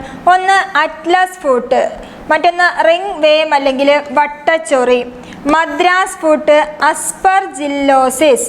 അപ്പോൾ ഏതൊക്കെയാണ് പ്രധാനപ്പെട്ട ഫംഗസ് രോഗങ്ങൾ? അറ്റ്ലസ് ഫൂട്ട്, റിംഗ് വേം അല്ലെങ്കിൽ വട്ടച്ചൊറി, മദ്രാസ് ഫൂട്ട്, അസ്പർജില്ലോസിസ് എന്നിവയാണ് പ്രധാനപ്പെട്ട ഫംഗസ് രോഗങ്ങൾ. ഇനി ഫംഗസുകൾ എന്ന് പറയുന്നത് ഏത് വിഭാഗത്തിൽ ഉൾപ്പെടുന്നതാണ്? പൂപ്പലുകൾ എന്ന വിഭാഗം അല്ലെങ്കിൽ പൂപ്പലുകൾ ഉൾപ്പെടുന്ന വിഭാഗമാണ് ഏത് പറയുന്നത്? ഫംഗസുകൾ എന്ന് പറയുന്നത് അല്ലേ? പൂപ്പലുകൾ ഉൾപ്പെടുന്ന വിഭാഗമാണ് ഏത്? ഫംഗസുകൾ. ഈ ഫംഗസുകൾ ചിലതൊക്കെ രോഗകാരികളായിട്ട് പ്രവർത്തിക്കുന്നുണ്ട്. ചില ഫംഗസുകൾ രോഗകാരികളായിട്ട് പ്രവർത്തിക്കുന്നുണ്ട്. അതുകൊണ്ടാണ് നമുക്ക് അത്തരത്തിലുള്ള ഫംഗസ് രോഗങ്ങളൊക്കെ ഉണ്ടാകുന്നത്. ഫംഗസുകൾ ഉൽപ്പാദിപ്പിക്കുന്ന ടോക്സിനുകളാണ് ഈ പറയുന്ന രോഗങ്ങൾക്കെല്ലാം കാരണമായിട്ട് വരുന്നത്. ഫംഗസുകൾ ഉൽപ്പാദിപ്പിക്കുന്ന ടോക്സിനുകളാണ് ഈ രോഗങ്ങൾക്കെല്ലാം കാരണമായിട്ട് വരുന്നത്. ഇനി താരൻ അല്ലെങ്കിൽ ഡാൻഡ്രഫ് എന്ന് പറയുന്നത് ഈ പറയുന്ന ഒരു ഫംഗസ് അണുബാധയ്ക്ക് ഒരു ഉദാഹരണമായിട്ട് നമുക്ക് വേണമെങ്കിൽ പറയാൻ പറ്റും. താരൻ എന്ന് പറയുന്നതും ഒരു തരത്തിലുള്ള ഫംഗസ് അണുബാധ തന്നെയാണ്. അതായത് മൃതകോശങ്ങൾ പൊഴിയുന്നതിനനുസരിച്ച് ത്വക്കിലെ കോശങ്ങൾ തുടർച്ചയായി പുതുക്കപ്പെട്ടുകൊണ്ടിരിക്കും. നമുക്കറിയാം മൃതകോശങ്ങൾ അല്ലെങ്കിൽ ഡെഡ് സെൽസ് അതെന്ത് ചെയ്യുന്നുണ്ട്? കൊഴിഞ്ഞു പോകുന്നു. അതിനനുസരിച്ച് പുതിയ പുതിയ കോശങ്ങളൊക്കെ വന്നുകൊണ്ടിരിക്കുകയും ചെയ്യുന്നുണ്ട്. എന്നാൽ പൊഴിയുന്നതിനേക്കാൾ വേഗത്തിൽ കോശങ്ങൾ വിഭജിച്ച് അവ ശൽക്കങ്ങളായിട്ട് മാറുന്ന അവസ്ഥയാണ് എന്തെന്ന് പറയുന്നത്? താരൻ എന്ന പേരിൽ അറിയപ്പെടുന്നത്. അപ്പോൾ എന്താണ് താരൻ എന്ന് പറയുന്നത്? പൊഴിയുന്നതിനേക്കാൾ വേഗത്തിൽ, മൃതകോശങ്ങൾ പൊഴിയുന്നതിനേക്കാൾ വേഗത്തിൽ കോശങ്ങൾ വിഭജിച്ച് അവ ശൽക്കങ്ങളായി മാറുന്ന അവസ്ഥയ്ക്ക് പറയുന്ന പേരാണ് എന്ത്? താരൻ. ഇനി ഓർക്കുക, ഈ ത്വക്കിനെ ബാധിക്കുന്ന ചിലയിനം ഫംഗസുകൾ അസഹ്യമായ ചൊറിച്ചിലും അണുബാധയും ഉണ്ടാക്കുന്നുണ്ട്. ത്വക്കിനെ ബാധിക്കുന്ന ചില ഫംഗസുകൾ അസഹ്യമായ ചൊറിച്ചിലും അണുബാധയും ഉണ്ടാക്കുന്നുണ്ട്. ഈ ശൽക്കങ്ങൾ വെളുത്ത പൊടികളായിട്ട് ഇളകി വീഴാനും മുടി കൊഴിച്ചിലിനും കാരണമായി വരുന്നുണ്ട്. അപ്പോൾ ഇതിന് കാരണമാകുന്നതും എന്ത് തന്നെയാണ്? ഈ പറയുന്ന ഫംഗസുകൾ തന്നെയാണ് താരനും കാരണമായിട്ട് വരുന്നത്. ഇങ്ങനെ ശൽക്കങ്ങൾ വെളുത്ത പൊടികളായി ഇളകി വീഴാനും അതുപോലെ മുടി കൊഴിച്ചിലിനും കാരണമായി തീരുന്നുണ്ട്. ഇതാണ് എന്ത് പേരിൽ അറിയപ്പെടുന്നത്? താരൻ അല്ലെങ്കിൽ ഡാൻഡ്രഫ് എന്ന പേരിൽ അറിയപ്പെടുന്നത്. അപ്പോൾ ഇത്രയുമാണ് നമ്മൾ പറഞ്ഞ പ്രധാനമായിട്ടും ഫംഗസ് അണുബാധകളെ പറ്റി പറയുന്നത്. ഇനി മറ്റൊരു വിഭാഗമാണ് പ്രോട്ടോസോവ. മറ്റൊരു സൂക്ഷ്മജീവി അല്ലെങ്കിൽ മറ്റൊരു വിഭാഗം, നമുക്ക് രോഗങ്ങൾ ഉണ്ടാക്കുന്ന മറ്റൊരു വിഭാഗമാണ് ഏത്? പ്രോട്ടോസോവ എന്നറിയപ്പെടുന്നത്.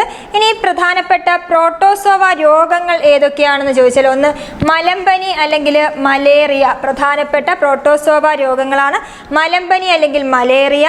മറ്റൊന്നാണ് ഏത്? മന്ത്, അതുപോലെ കാലാ അസർ അല്ലെങ്കിൽ സാൻഡ് ഫീവർ, ആഫ്രിക്കൻ ഉറക്ക രോഗം, സ്ലീപ്പിംഗ് സിക്നെസ് എന്നറിയപ്പെടുന്നത് അല്ലേ, ആഫ്രിക്കൻ ഉറക്ക രോഗം. ഇതെല്ലാം എന്താണ്? പ്രധാനപ്പെട്ട പ്രോട്ടോസോവൻ രോഗങ്ങളാണ്. അപ്പോൾ ഏതൊക്കെയാണ് പ്രധാനപ്പെട്ട പ്രോട്ടോസോവൻ രോഗങ്ങൾ?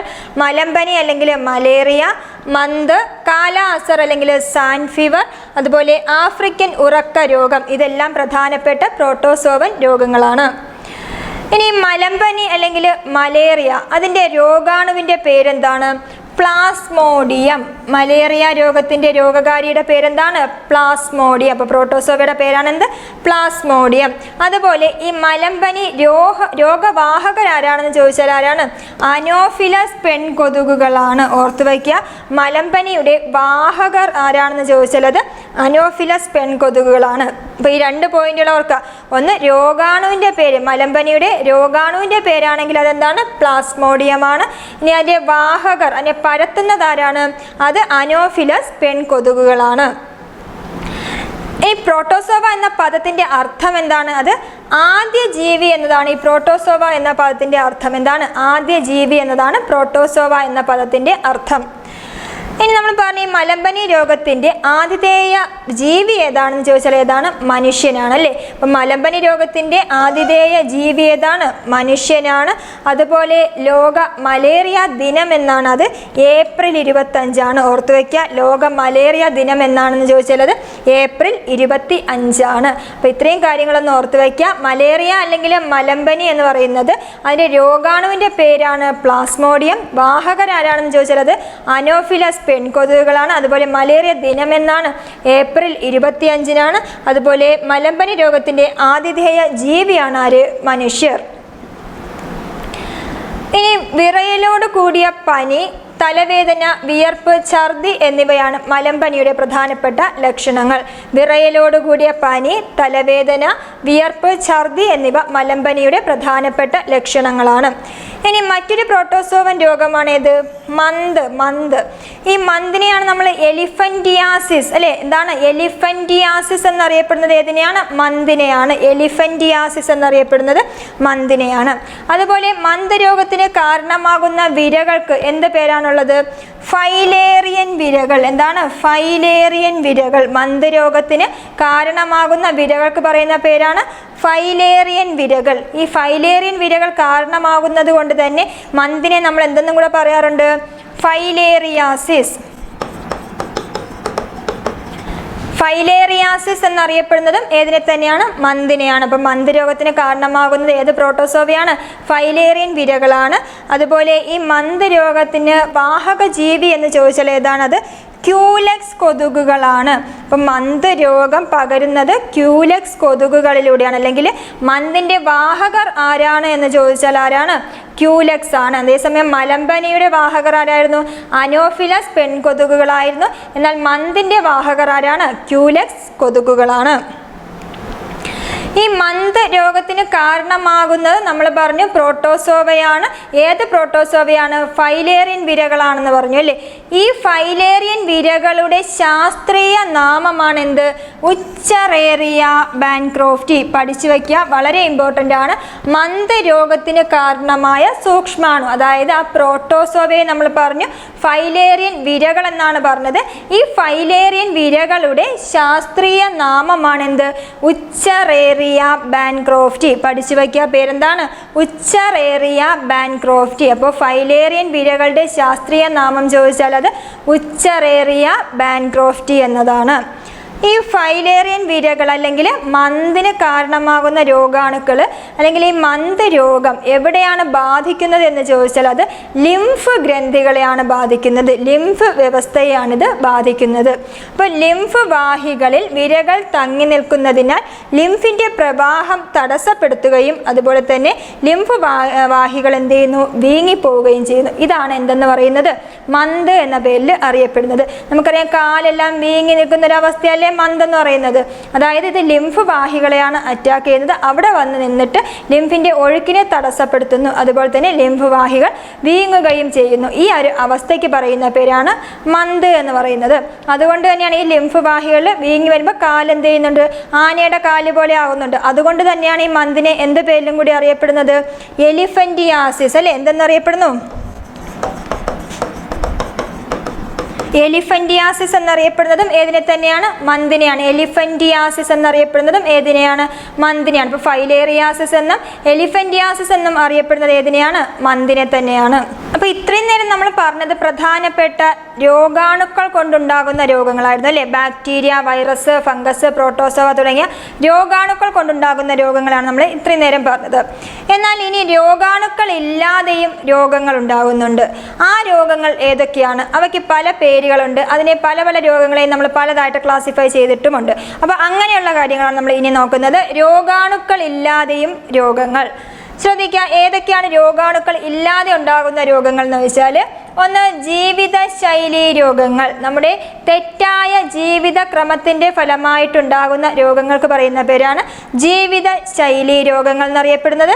അതുപോലെ തന്നെ ജനിതക രോഗങ്ങൾ അല്ലേ, നമ്മുടെ ജനിതക സംവിധാനത്തിലുണ്ടാകുന്ന തകരാറുകൾ കൊണ്ടുണ്ടാകുന്ന രോഗമാണ് ജനിതക രോഗങ്ങൾ. പിന്നെയുമുണ്ട് തൊഴിൽജന്യ രോഗങ്ങൾ. നമ്മുടെ തൊഴിലിടങ്ങളുമായിട്ട് ബന്ധപ്പെട്ട് ഇപ്പോൾ ഓരോ മേഖലയിലും പണിയെടുക്കുന്ന ആൾക്കാർക്കുണ്ടാകുന്ന രോഗങ്ങളുണ്ട്. അപ്പോൾ അതിനെയാണ് തൊഴിൽജന്യ രോഗങ്ങൾ എന്ന് പറയുന്നത്. പിന്നെയുള്ളത് പോഷകഘടകങ്ങളുടെ അപര്യാപ്തത കൊണ്ടുണ്ടാകുന്ന രോഗങ്ങൾ. നമുക്കറിയാം വൈറ്റമിൻ്റെ ഡെഫിഷ്യൻസി അല്ലേ, വൈറ്റമിൻ്റെ അപര്യാപ്തത കൊണ്ടുണ്ടാകുന്ന രോഗങ്ങളുണ്ട്. അതുപോലെ മിനറൽസിൻ്റെ അപര്യാപ്തത കൊണ്ടുണ്ടാകുന്നതുണ്ട്. അപ്പോൾ അങ്ങനെയും പലതരത്തിലുള്ള രോഗങ്ങൾ ഉണ്ടാകുന്നുണ്ട്. അവയ്ക്കൊന്നും എന്തിൻ്റെ ആവശ്യം വരുന്നില്ല, രോഗാണുക്കളുടെ ആവശ്യം വരുന്നില്ല. രോഗാണുക്കൾ ഇല്ലാതെ തന്നെയാണ് ഇത്തരത്തിലുള്ള രോഗങ്ങൾ ഉണ്ടാകുന്നത്. ഇപ്പോൾ ജീവിതശൈലി രോഗങ്ങൾ, ജനിതക രോഗങ്ങൾ, തൊഴിൽജന്യ രോഗങ്ങൾ, പോഷകഘടകങ്ങളുടെ അപര്യാപ്തത കൊണ്ടുണ്ടാകുന്ന രോഗങ്ങൾ, ഇവയ്ക്കൊന്നും തന്നെ രോഗാണുക്കളുടെ ആവശ്യം വരുന്നില്ല. രോഗാണുക്കളുടെ സഹായം ഇല്ലാതെ തന്നെയാണ് ഇത്തരത്തിലുള്ള രോഗങ്ങൾ നമ്മുടെ ശരീരത്തിലേക്ക് ഉണ്ടാകുന്നത്. ഇനി ഏതൊക്കെയാണ് പ്രധാനപ്പെട്ട ജനിതക രോഗങ്ങളെന്ന് നമുക്ക് നോക്കാം. ഏതൊക്കെയുണ്ട് പ്രധാനപ്പെട്ട ജനിതക രോഗങ്ങളാണ്? ഒന്ന് ഹീമോഫീലിയ, മറ്റൊന്ന് സിക്കിൾ സെൽ അനീമിയ. ഏതൊക്കെയാണ്? ഹീമോഫീലിയ അതുപോലെ സിക്കിൾ സെൽ അനീമിയ എന്നത് പ്രധാനപ്പെട്ട ജനിതക രോഗങ്ങൾക്ക് ഉദാഹരണങ്ങളാണ്. ഇനി എന്താണ് ജനിതക രോഗങ്ങൾക്ക് കാരണമെന്ന് നോക്കാം. ജനിതക രോഗങ്ങൾക്കുള്ള കാരണം കോശ പ്രവർത്തനങ്ങളെ നിയന്ത്രിക്കുന്ന ജീനുകൾക്കുണ്ടാകുന്ന തകരാറുകൾ.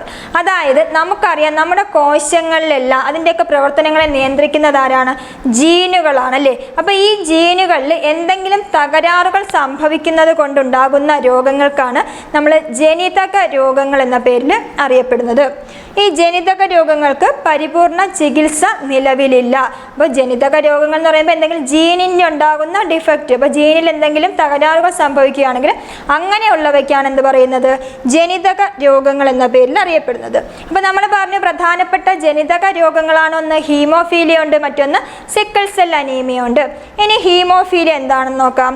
അതായത് നമ്മുടെ ശരീരത്തിൽ ഇപ്പോൾ ഒരു ചെറിയൊരു മുറിവുണ്ടാകുന്നു. ആ ചെറിയ മുറിവിൽ നിന്ന് പോലും രക്തം കട്ട പിടിക്കാതെ എന്ത് ചെയ്യുന്നു? അമിതമായിട്ട് രക്തസ്രാവം ഉണ്ടാകുന്നു. ഈ അവസ്ഥയ്ക്ക് പറയുന്ന പേരാണ് ഹീമോഫീലിയ. അപ്പോൾ ചെറിയ ഒരു മുറിവിൽ നിന്ന് പോലും അമിതമായിട്ട് രക്തസ്രാവം ഉണ്ടാകുന്ന അവസ്ഥയാണ് ഏത്? ഹീമോഫീലിയ എന്ന പേരിൽ അറിയപ്പെടുന്നത്. ഇനി എങ്ങനെയാണ് ഈ ഹീമോഫീലിയ പരിഹരിക്കുന്നതെന്ന് വെച്ചാൽ എന്താണ്? നമ്മുടെ ഉൽപാദനം തകരാറിലായിട്ടുള്ള പ്രോട്ടീനെ കണ്ടെത്തി അത് കുത്തിവയ്ച്ചാണ് രോഗത്തിന് താൽക്കാലിക ശമനം ഉണ്ടാക്കുന്നത്. അപ്പോൾ ഒരു താൽക്കാലിക മാർഗം മാത്രമാണ് എന്താണ്? ഉൽപാദനം തകരാറിലായിട്ടുള്ള പ്രോട്ടീൻ കണ്ടെത്തി അതിന് പകരമായിട്ട് അതിനെ കുത്തിവെച്ചാണ് എന്ത് ചെയ്യുന്നത്? താൽക്കാലികമായിട്ടൊരു പരിഹാരം കാണുന്നത്. ഇനി ഈ ഹീമോഫീലിയ അറിയപ്പെടുന്ന പേരുകൾ എന്തൊക്കെയാണ്? ഏതൊക്കെ പേരുകളിലാണ് ഹീമോഫീലിയ അറിയപ്പെടുന്നത്? ഓർത്തു വയ്ക്കുക. ഒന്ന് രാജകീയ രോഗം അല്ലെങ്കിൽ ക്രിസ്മസ് രോഗം.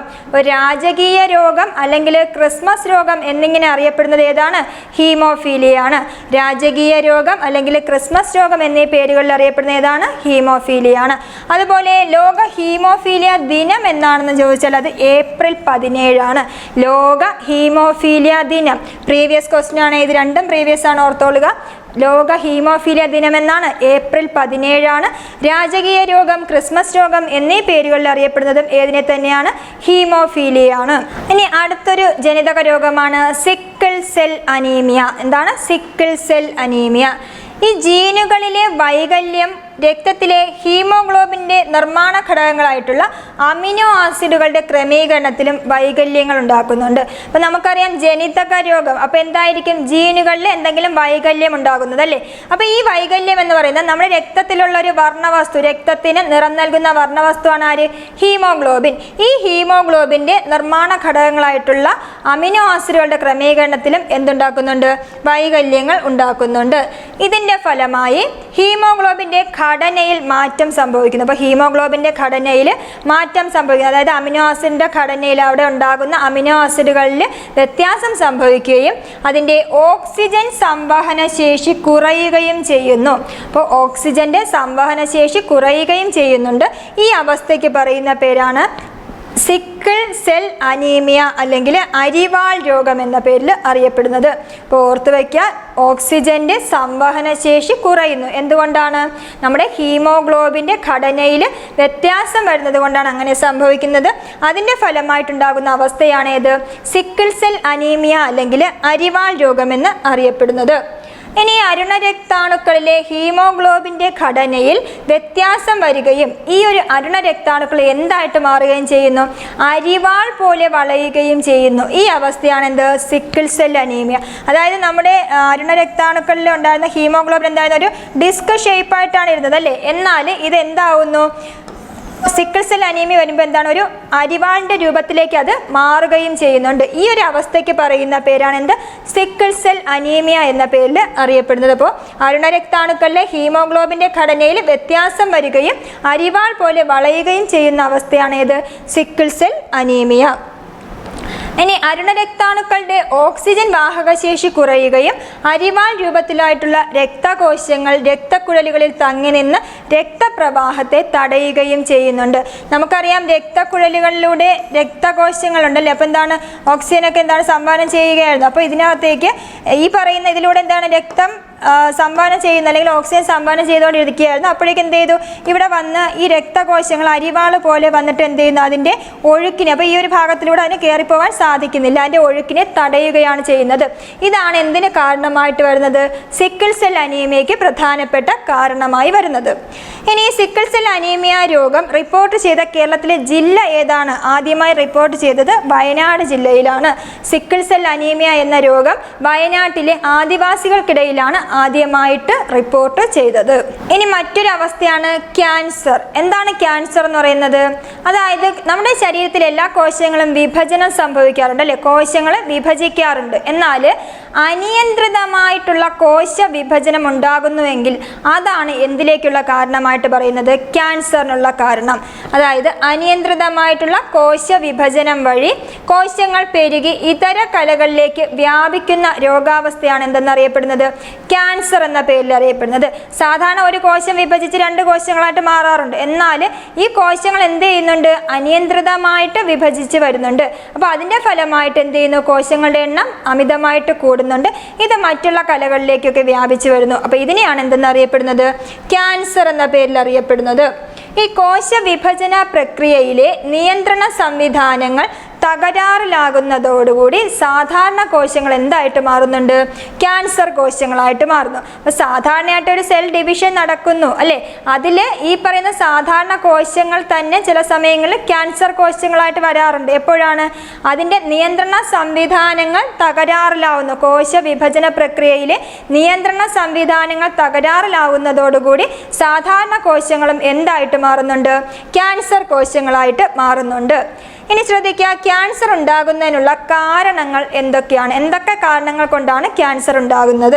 ഒന്ന്, പരിസ്ഥിതി ഘടകങ്ങൾ, അതുപോലെ പുകവലി, വികിരണങ്ങൾ, വൈറസ്, പാരമ്പര്യ ഘടകങ്ങൾ എന്നിവയെല്ലാം കൊണ്ട് എന്തുണ്ടാകുന്നു?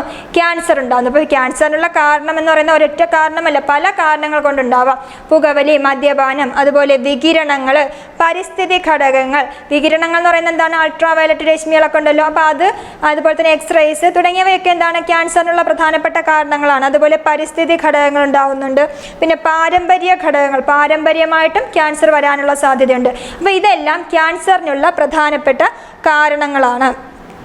ഇനി ക്യാൻസർ കോശങ്ങൾ രക്തം, ലിംഫ് എന്നീ ശരീരദ്രവങ്ങളിലൂടെ മറ്റു ഭാഗങ്ങളിലേക്ക് വ്യാപിച്ച് രോഗാവസ്ഥ സങ്കീർണമാക്കുന്നു. ഈ ക്യാൻസർ കോശങ്ങൾ ഒരു സ്ഥലത്ത് മാത്രമായിട്ട് നിൽക്കുന്നതല്ല, അതെന്ത് ചെയ്യുന്നുണ്ട്? വ്യാപിക്കുന്നുണ്ട്. രക്തം, അതുപോലെ ലിംഫ് തുടങ്ങിയവയിലൂടെ വ്യാപിച്ച് മറ്റു ഭാഗങ്ങളിലേക്കും ഇത് വ്യാപിച്ച് എത്തുന്നുണ്ട്. ഈ ക്യാൻസറിനെ ചികിത്സിക്കുന്ന വിധം ഏതൊക്കെ വിധത്തിലാണ്? ഒന്ന്, ശസ്ത്രക്രിയയിലൂടെ പരിഹരിക്കാന്ന് വെച്ചാൽ ആ ഭാഗത്തുള്ള ക്യാൻസർ കോശങ്ങളെ ശസ്ത്രക്രിയ ചെയ്ത് എടുത്തു മാറ്റുന്നു. അപ്പോൾ എന്ത് ചെയ്യുന്നുണ്ട്? പിന്നീട് അതിൻ്റെ ആ വിഭജന രീതി അല്ലെങ്കിൽ വിഭജനത്തെ അത് കുറയ്ക്കാൻ സഹായിക്കുന്നു. ആ ഭാഗത്തുള്ള ക്യാൻസറസ് ആയിട്ടുള്ള കോശങ്ങളെ കംപ്ലീറ്റ് ആയിട്ട് എടുത്തു മാറ്റുന്ന രീതി, അതാണ് ശസ്ത്രക്രിയയിലൂടെ ചെയ്യുന്നത്. പിന്നെ രാസചികിത്സ, അതിലൂടെ രാസപരമായിട്ട് അല്ലെങ്കിൽ രാസചികിത്സ, കെമിക്കൽസ് ഒക്കെ യൂസ് ചെയ്തുകൊണ്ട് നമുക്ക് ക്യാൻസറിനെ ഒരു പരിധി വരെ കുറയ്ക്കാം. അതായത് ഇതൊക്കെ ഒരു ഏർലി സ്റ്റേജിൽ മാത്രം കണ്ടെത്തിയാൽ മാത്രമേ ഇത് കുറയ്ക്കാൻ പറ്റൂ. പിന്നീട് ആയാൽ എന്ത് സംഭവിക്കും? ശരീരം മൊത്തം വ്യാപിച്ചാൽ നമുക്ക് അങ്ങനെ കോശങ്ങളെ എടുത്ത് കളയാനൊന്നും സാധിക്കത്തില്ല. അതുപോലെ വികിരണ ചികിത്സ, റേഡിയേഷൻ റേഡിയേഷൻ വഴി ആ സ്ഥലത്തുള്ള ക്യാൻസർ കോശങ്ങൾ, ഏത് ഭാഗത്താണോ ക്യാൻസർ കോശങ്ങളുള്ളത് ആ ഭാഗത്തെ കോശങ്ങളെ നമുക്ക് റേഡിയേഷനിലൂടെ കരിച്ചു കളയാനായിട്ട് സാധിക്കും. അങ്ങനെയും കോശങ്ങളെ നമുക്ക് നശിപ്പിക്കാൻ സാധിക്കും. ഇനി ശ്രദ്ധിക്കുക, പുരുഷന്മാരിൽ 50% ക്യാൻസറുകളും വായു, തൊണ്ട, ശ്വാസകോശങ്ങൾ എന്നിവയുമായി ബന്ധപ്പെട്ടിരിക്കുന്നു. എന്തുകൊണ്ടായിരിക്കും അതിനുള്ള കാരണം? അതെ, പുരുഷന്മാരിൽ ക്യാൻസറിനുള്ള പ്രധാനപ്പെട്ട കാരണങ്ങൾ എന്ന് പറയുന്നത് ഒന്ന് പുകവലിയും മദ്യപാനവുമാണ്. അപ്പോൾ അതുമായിട്ട് ബന്ധപ്പെട്ട ഭാഗങ്ങൾ വായു, തൊണ്ട, ശ്വാസകോശം തുടങ്ങിയവയുമായിട്ടായിരിക്കും പുരുഷന്മാരിൽ ഉണ്ടാകുന്ന ക്യാൻസറുകളിൽ ഭൂരിഭാഗവും ഉണ്ടാകുന്നത്. അപ്പോൾ പുരുഷന്മാരിൽ 50% ക്യാൻസറുകളും വായു, തൊണ്ട, ശ്വാസകോശങ്ങൾ എന്നിവയുമായിട്ട് ബന്ധപ്പെട്ടിരിക്കുന്നു. ഇനി പുരുഷന്മാരിൽ ക്യാൻസർ ഉണ്ടാകുന്നതിനുള്ള കാരണങ്ങൾ ചോദിച്ചാൽ എന്തൊക്കെയാണ്? പുകവലിയും മദ്യപാനവുമാണ്. ഇനി ക്യാൻസർ ജനിതക രോഗമാണെങ്കിലും അതിനെ ഒരു പാരമ്പര്യ രോഗമായിട്ട് പരിഗണിക്കുന്നില്ല. അതൊരു ജനിതക രോഗമാണ്, പക്ഷേ അതിന് പാരമ്പര്യ ഘടകങ്ങൾ അതിന് കാരണമാകുന്നുണ്ട്. എന്നിരുന്നാൽ കൂടിയും അതൊരു പാരമ്പര്യ രോഗത്തിൻ്റെ വിഭാഗത്തിൽ ക്യാൻസറിനെ ഉൾപ്പെടുത്തുന്നില്ല. അതൊരു ജനിതക രോഗമാണ്, പക്ഷേ പാരമ്പര്യ ഘടകങ്ങൾ അതിന് കാരണമാകുന്നുണ്ട്. എന്നിരുന്നാൽ കൂടിയും അതിനെ ഒരു പാരമ്പര്യ രോഗമായിട്ട് പരിഗണിക്കുന്നില്ല. ഇനി ലോക ക്യാൻസർ ദിനം എന്നാണെന്ന് ചോദിച്ചാൽ അത് ഫെബ്രുവരി 4 ലോക ക്യാൻസർ ദിനം എന്നാണ്, ഫെബ്രുവരി 4. പ്രധാനപ്പെട്ട ജീവിതശൈലി രോഗങ്ങളെ പറ്റിയാണ് നമ്മൾ നോക്കുന്നത്. അപ്പോൾ ജീവിതശൈലി രോഗങ്ങൾ എന്ന് വെച്ചാൽ എന്താണ്? ലൈഫ് സ്റ്റൈൽ ഡിസീസസ് അല്ലേ? നമ്മുടെ തെറ്റായ ജീവിതക്രമത്തിൻ്റെ ഭാഗമായിട്ടുണ്ടാകുന്ന രോഗങ്ങൾക്ക് പറയുന്ന പേരാണ് എന്ത്? ജീവിതശൈലി രോഗങ്ങൾ എന്ന് പറയുന്നത്. നമ്മുടെ തെറ്റായ ജീവിതക്രമത്തിൻ്റെ ഭാഗമായിട്ടുണ്ടാകുന്ന രോഗങ്ങളാണ് ഏത്? ജീവിതശൈലി രോഗങ്ങൾ. അതായത് അനാരോഗ്യകരമായിട്ടുള്ള ജീവിത രീതി ക്ഷണിച്ചു വരുത്തുന്ന രോഗങ്ങൾക്ക് പറയുന്ന പേരാണ് ജീവിതശൈലി രോഗങ്ങൾ എന്ന് പറയുന്നു. ഇനി എന്തൊക്കെയാണ് ഈ ജീവിതശൈലി രോഗങ്ങൾക്കുള്ള കാരണങ്ങൾ? ഒന്ന്, ഭക്ഷണശീലത്തിൽ വന്ന മാറ്റങ്ങൾ. അതായത് നമുക്കറിയാം, നമ്മൾ ഫാസ്റ്റ് ഫുഡൊക്കെ ഒരുപാട് കഴിക്കുന്നവരാണല്ലേ. അപ്പോൾ അത്തരത്തിലുണ്ടാകുന്ന ഭക്ഷണത്തിലുണ്ടായ മാറ്റങ്ങൾ, അതുപോലെ തന്നെ വ്യായാമമില്ലായ്മ, മാനസിക സംഘർഷം, മദ്യപാനം, പുകവലി, മയക്കുമരുന്നിൻ്റെ ഉപയോഗം തുടങ്ങിയവയൊക്കെ ജീവിതശൈലി രോഗങ്ങൾക്കുള്ള പ്രധാനപ്പെട്ട കാരണങ്ങളാണ്. ഓർത്തു വയ്ക്കുക, ഭക്ഷണശീലത്തിൽ വന്ന മാറ്റങ്ങൾ, അതുപോലെ വ്യായാമമില്ലായ്മ, മാനസിക സംഘർഷം, മദ്യപാനം, പുകവലി, മയക്കുമരുന്നുകളുടെ ഉപയോഗം തുടങ്ങിയവയെല്ലാം ജീവിതശൈലി രോഗങ്ങൾക്കുള്ള പ്രധാനപ്പെട്ട കാരണങ്ങളാണ്. ഇനി ഏതൊക്കെയാണ് പ്രധാനപ്പെട്ട ജീവിതശൈലി രോഗങ്ങൾ, അവയുടെ കാരണങ്ങൾ എന്തൊക്കെയാണ് എന്നാണ് നമ്മൾ നോക്കുന്നത്. അപ്പോൾ പ്രധാനപ്പെട്ട ജീവിതശൈലി രോഗങ്ങൾ അവയുടെ കാരണങ്ങളും നോക്കാം. ആദ്യം പ്രമേഹം അല്ലെങ്കിൽ ഡയബറ്റിസ് മെലിറ്റസ് അല്ലേ? പ്രമേഹം അല്ലെങ്കിൽ ഡയബറ്റിസ് മെലിറ്റസ് എന്തുകൊണ്ടാണ് ഉണ്ടാകുന്നത്? ഇൻസുലിൻ്റെ കുറവോ പ്രവർത്തന വൈകല്യമോ കൊണ്ടുണ്ടാകുന്നതാണ് ഇത് പ്രമേഹം എന്ന് പറയുന്നത്. അപ്പോൾ പ്രമേഹം അല്ലെങ്കിൽ ഡയബറ്റിസ് മെലിറ്റസ് എന്ന് പറയുന്നത് ഒരു ജീവിതശൈലി രോഗമായിട്ട് കണക്കാക്കുന്നുണ്ട്. എന്തുകൊണ്ടാണ് ഇതുണ്ടാകുന്നതെന്ന് ചോദിച്ചാൽ എന്താണ് കാരണം? ഒന്നുകിൽ ഇൻസുലിൻ്റെ കുറവ് അല്ലെങ്കിൽ പ്രവർത്തന വൈകല്യം, ഇൻസുലിൻ്റെ കുറവ് അല്ലെങ്കിൽ ഇൻസുലിൻ്റെ പ്രവർത്തന വൈകല്യം കൊണ്ടുണ്ടാകുന്ന ഒരു രോഗമാണ് ഇത് പ്രമേഹം എന്നറിയപ്പെടുന്നത്. ഇനി മറ്റൊന്നാണ് ഫാറ്റി ലിവർ. ഫാറ്റി ലിവർ എന്തായിരിക്കും കാരണം? കരളിൽ കൊഴുപ്പ് അടിഞ്ഞുകൂടുന്നതാണ് ഏതിന് കാരണമായിട്ട് വരുന്നത്? ഫാറ്റി ലിവറിൻ്റെ പ്രധാനപ്പെട്ട കാരണം എന്താണ്? കരളിൽ കൊഴുപ്പ് അടിഞ്ഞുകൂടുന്നതാണ് ഫാറ്റി ലിവറിൻ്റെ പ്രധാനപ്പെട്ട കാരണം. ഇനി മറ്റൊന്നാണ് പക്ഷാഘാതം. പക്ഷാഘാതം അല്ലെങ്കിൽ സ്ട്രോക്ക് എന്നറിയപ്പെടുന്നത്. പക്ഷാഘാതം അല്ലെങ്കിൽ സ്ട്രോക്ക്. മസ്തിഷ്കത്തിലെ രക്തക്കുഴലുകൾ പൊട്ടുന്നത്, രക്തപ്രവാഹം തടസ്സപ്പെടുന്നത്, ഇതൊക്കെയാണ് എന്തിനുള്ള കാരണമായിട്ട് വരുന്നത്? പക്ഷാഘാതത്തിൻ്റെ പ്രധാനപ്പെട്ട കാരണം. അതായത് നമുക്കറിയാം, നമ്മുടെ രക്തക്കുഴൽ പൊട്ടുന്ന അവസ്ഥയെ നമ്മളൊരു പേര് പറയും, എന്താണ്? ഹെമറേജ് എന്ന പേരിൽ അറിയപ്പെടാറുണ്ട് അല്ലേ? രക്തക്കുഴലുകൾ പൊട്ടുന്ന അവസ്ഥയ്ക്ക് പറയുന്ന പേരാണ് ഹെമറേജ്. എന്നാൽ ഈ രക്തക്കുഴലുകൾ നമ്മുടെ തലച്ചോറിലേക്കുള്ള രക്തക്കുഴലുകളാണ് പൊട്ടുന്നതെങ്കിൽ അതിനൊരു പേര് പറയും, എന്താണ്? സെറിബ്രൽ ഹെമറേജ് എന്ന് പറയും. യഥാർത്ഥത്തിൽ ഈ സെറിബ്രൽ ഹെമറേജ് ആണ് എന്തിനുള്ള കാരണമായിട്ട് വരുന്നത്? ഈ പറയുന്ന പക്ഷാഘാതത്തിനുള്ള കാരണമായിട്ട് വരുന്നത്. അതാണ് മസ്തിഷ്കത്തിലെ രക്തക്കുഴലുകൾ പൊട്ടുന്നത്, അതിനെയാണ് നമ്മൾ സെറിബ്രൽ ഹെമറേജ് എന്ന് പറയുന്നത്. അതുപോലെ തന്നെ രക്തപ്രവാഹം തടസ്സപ്പെടുന്നതും എന്തിനുള്ള കാരണമാണ്? അപ്പോൾ ഈ മസ്തിഷ്കത്തിലേക്കുള്ള രക്തക്കുഴലുകൾ പൊട്ടുമ്പോൾ സ്വാഭാവികമായിട്ടും അവിടേക്കുള്ള രക്തപ്രവാഹം തടസ്സപ്പെടുന്നുണ്ട്. അപ്പോൾ ആ ഒരു അവസ്ഥയ്ക്ക് പറയുന്ന പേരാണ് പക്ഷാഘാതം അല്ലെങ്കിൽ സ്ട്രോക്ക് എന്ന പേരിൽ അറിയപ്പെടുന്നത്. അപ്പോൾ ഓർത്ത് വയ്ക്കുക, പ്രമേഹം എന്താണ്? ഇൻസുലിൻ്റെ കുറവോ അല്ലെങ്കിൽ ഇൻസുലിൻ്റെ പ്രവർത്തന വൈകല്യമോ കൊണ്ടുണ്ടാകുന്നു. മറ്റൊന്നാണ് ഫാറ്റി ലിവർ, കരളിൽ കൊഴുപ്പ് അടിഞ്ഞുകൂടുന്നതിൻ്റെ ഫലമായിട്ടുണ്ടാകുന്നു. അതുപോലെ പക്ഷാഘാതം അല്ലെങ്കിൽ സ്ട്രോക്ക് എന്ന് പറയുന്നത് എന്താണ്? മസ്തിഷ്കത്തിലെ രക്തക്കുഴലുകൾ പൊട്ടുന്നതാണ് കാരണം, അല്ലെങ്കിൽ എന്താണ്? രക്തപ്രവാഹം തടസ്സപ്പെടുന്നത്, മസ്തിഷ്കത്തിലേക്കുള്ള രക്തപ്രവാഹം തടസ്സപ്പെടുന്നത് എന്തിനുള്ള കാരണമാണ്? പക്ഷാഘാതം അല്ലെങ്കിൽ സ്ട്രോക്കിനുള്ള പ്രധാനപ്പെട്ട കാരണമാണ്. ഇനി മറ്റൊരു പ്രധാനപ്പെട്ട ജീവിതശൈലി രോഗമാണ് അമിത രക്തസമ്മർദ്ദം അല്ലെങ്കിൽ ഹൈ ബ്ലഡ് പ്രഷർ എന്ന് പറയുന്നത്, ഹൈ BP അല്ലേ? ശ്രദ്ധിക്കുക, ഇതെന്താണ് ഇതിനുള്ള കാരണം? കൊഴുപ്പടിഞ്ഞ് രക്തധമനികളുടെ വ്യാസം കുറയുന്നു. അപ്പോൾ വ്യാസം കുറയുക എന്ന് പറയുമ്പോൾ സാധാരണ ഒരു കുഴലിലൂടെ രക്തം ഒഴുകിക്കൊണ്ടിരിക്കുകയായിരുന്നു. അപ്പോൾ അതിൻ്റെ വ്യാസം കുറയുമ്പോൾ എന്ത് ചെയ്യും? അവിടെ രക്തം പോകാനായിട്ട് കുറച്ചുകൂടെ പ്രഷർ അനുഭവപ്പെടും അല്ലേ? അതാണ് എന്ത്? അമിത രക്തസമ്മർദ്ദം, അല്ലെങ്കിൽ ഇതിനെ രക്താതിസമ്മർദ്ദം എന്ന പേരിലും അറിയപ്പെടാറുണ്ട്. അപ്പോൾ അമിത രക്തസമ്മർദ്ദത്തിനുള്ള കാരണം എന്താണെന്ന് ചോദിച്ചാൽ കൊഴുപ്പടിഞ്ഞ് രക്തധമനികളുടെ വ്യാസം കുറയുന്നതാണ് ഇതിൻ്റെ പ്രധാന കാരണം. ഇനി മറ്റൊന്നാണ് ഹൃദയാഘാതം. ഹൃദയാഘാതം ഇവിടെ എന്താണ്? ഹൃദയത്തിലേക്കുള്ള രക്തം എത്തിക്കുന്ന കൊറോണറി ധമനികളിൽ കൊഴുപ്പടിഞ്ഞ് രക്തപ്രവാഹം തടസ്സപ്പെടുന്ന അവസ്ഥയാണ് ഇത് ഹൃദയാഘാതം. അപ്പോൾ ഹൃദയത്തിലേക്ക് രക്തം എത്തിക്കുന്ന രക്തക്കുഴലുകൾക്ക് പറയുന്ന പേരാണെന്ത്? കൊറോണറി ധമനി എന്ന് പറയുന്നത്. എന്താണ് കൊറോണറി ധമനികൾ? അപ്പോൾ ഇവിടെ എന്ത് ചെയ്യുന്നു? കൊഴുപ്പടിഞ്ഞുകൂടി ഈ രക്തപ്രവാഹം തടസ്സപ്പെടുന്ന അവസ്ഥയാണ് ഏത് പേരിൽ അറിയപ്പെടുന്നത്? ഹൃദയാഘാതം എന്ന പേരിൽ അറിയപ്പെടുന്നത്. അപ്പോൾ ഓർത്തു വയ്ക്കുക, അമിത രക്തസമ്മർദ്ദം അല്ലെങ്കിൽ രക്താതിസമ്മർദ്ദം എന്നൊക്കെ അറിയപ്പെടുന്നത് എന്താണ്? അതിൻ്റെ കാരണം കൊഴുപ്പടിഞ്ഞ് രക്തധമനികളുടെ വ്യാസം കുറയുന്നു.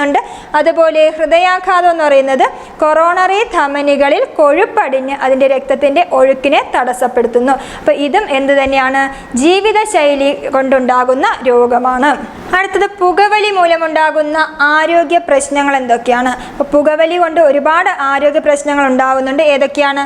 പക്ഷാഘാതം വരുന്നുണ്ട്, അതുപോലെ ഉയർന്ന രക്തസമ്മർദ്ദം വരുന്നുണ്ട്, നിക്കോട്ടിനോട് വിധേയത്വം, എംഫിസീമ, ശ്വാസകോശ ക്യാൻസർ.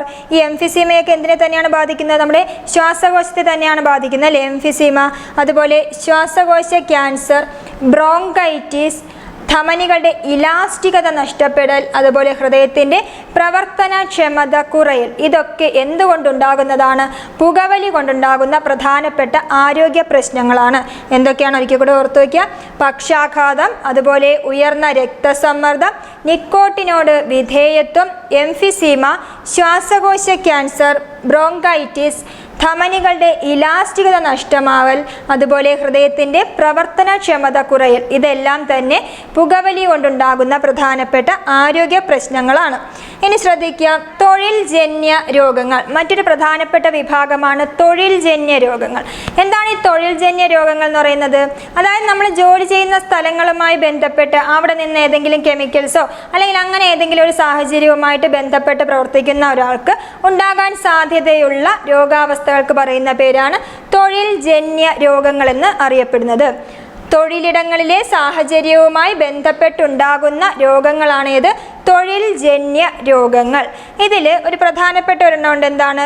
ന്യൂമോകോണിയോസിസ്. ന്യൂമോകോണിയോസിസ് അല്ലെങ്കിൽ ബ്ലാക്ക് ലങ് സിൻഡ്രോം എന്നറിയപ്പെടുന്നു. ന്യൂമോകോണിയോസിസ് അല്ലെങ്കിൽ ബ്ലാക്ക് ലങ് സിൻഡ്രോം എന്താണ്? കൽക്കരി ഖനികളിലെ തൊഴിലാളികൾക്കുണ്ടാകുന്ന രോഗമാണ് എന്തെന്നറിയപ്പെടുന്നത്?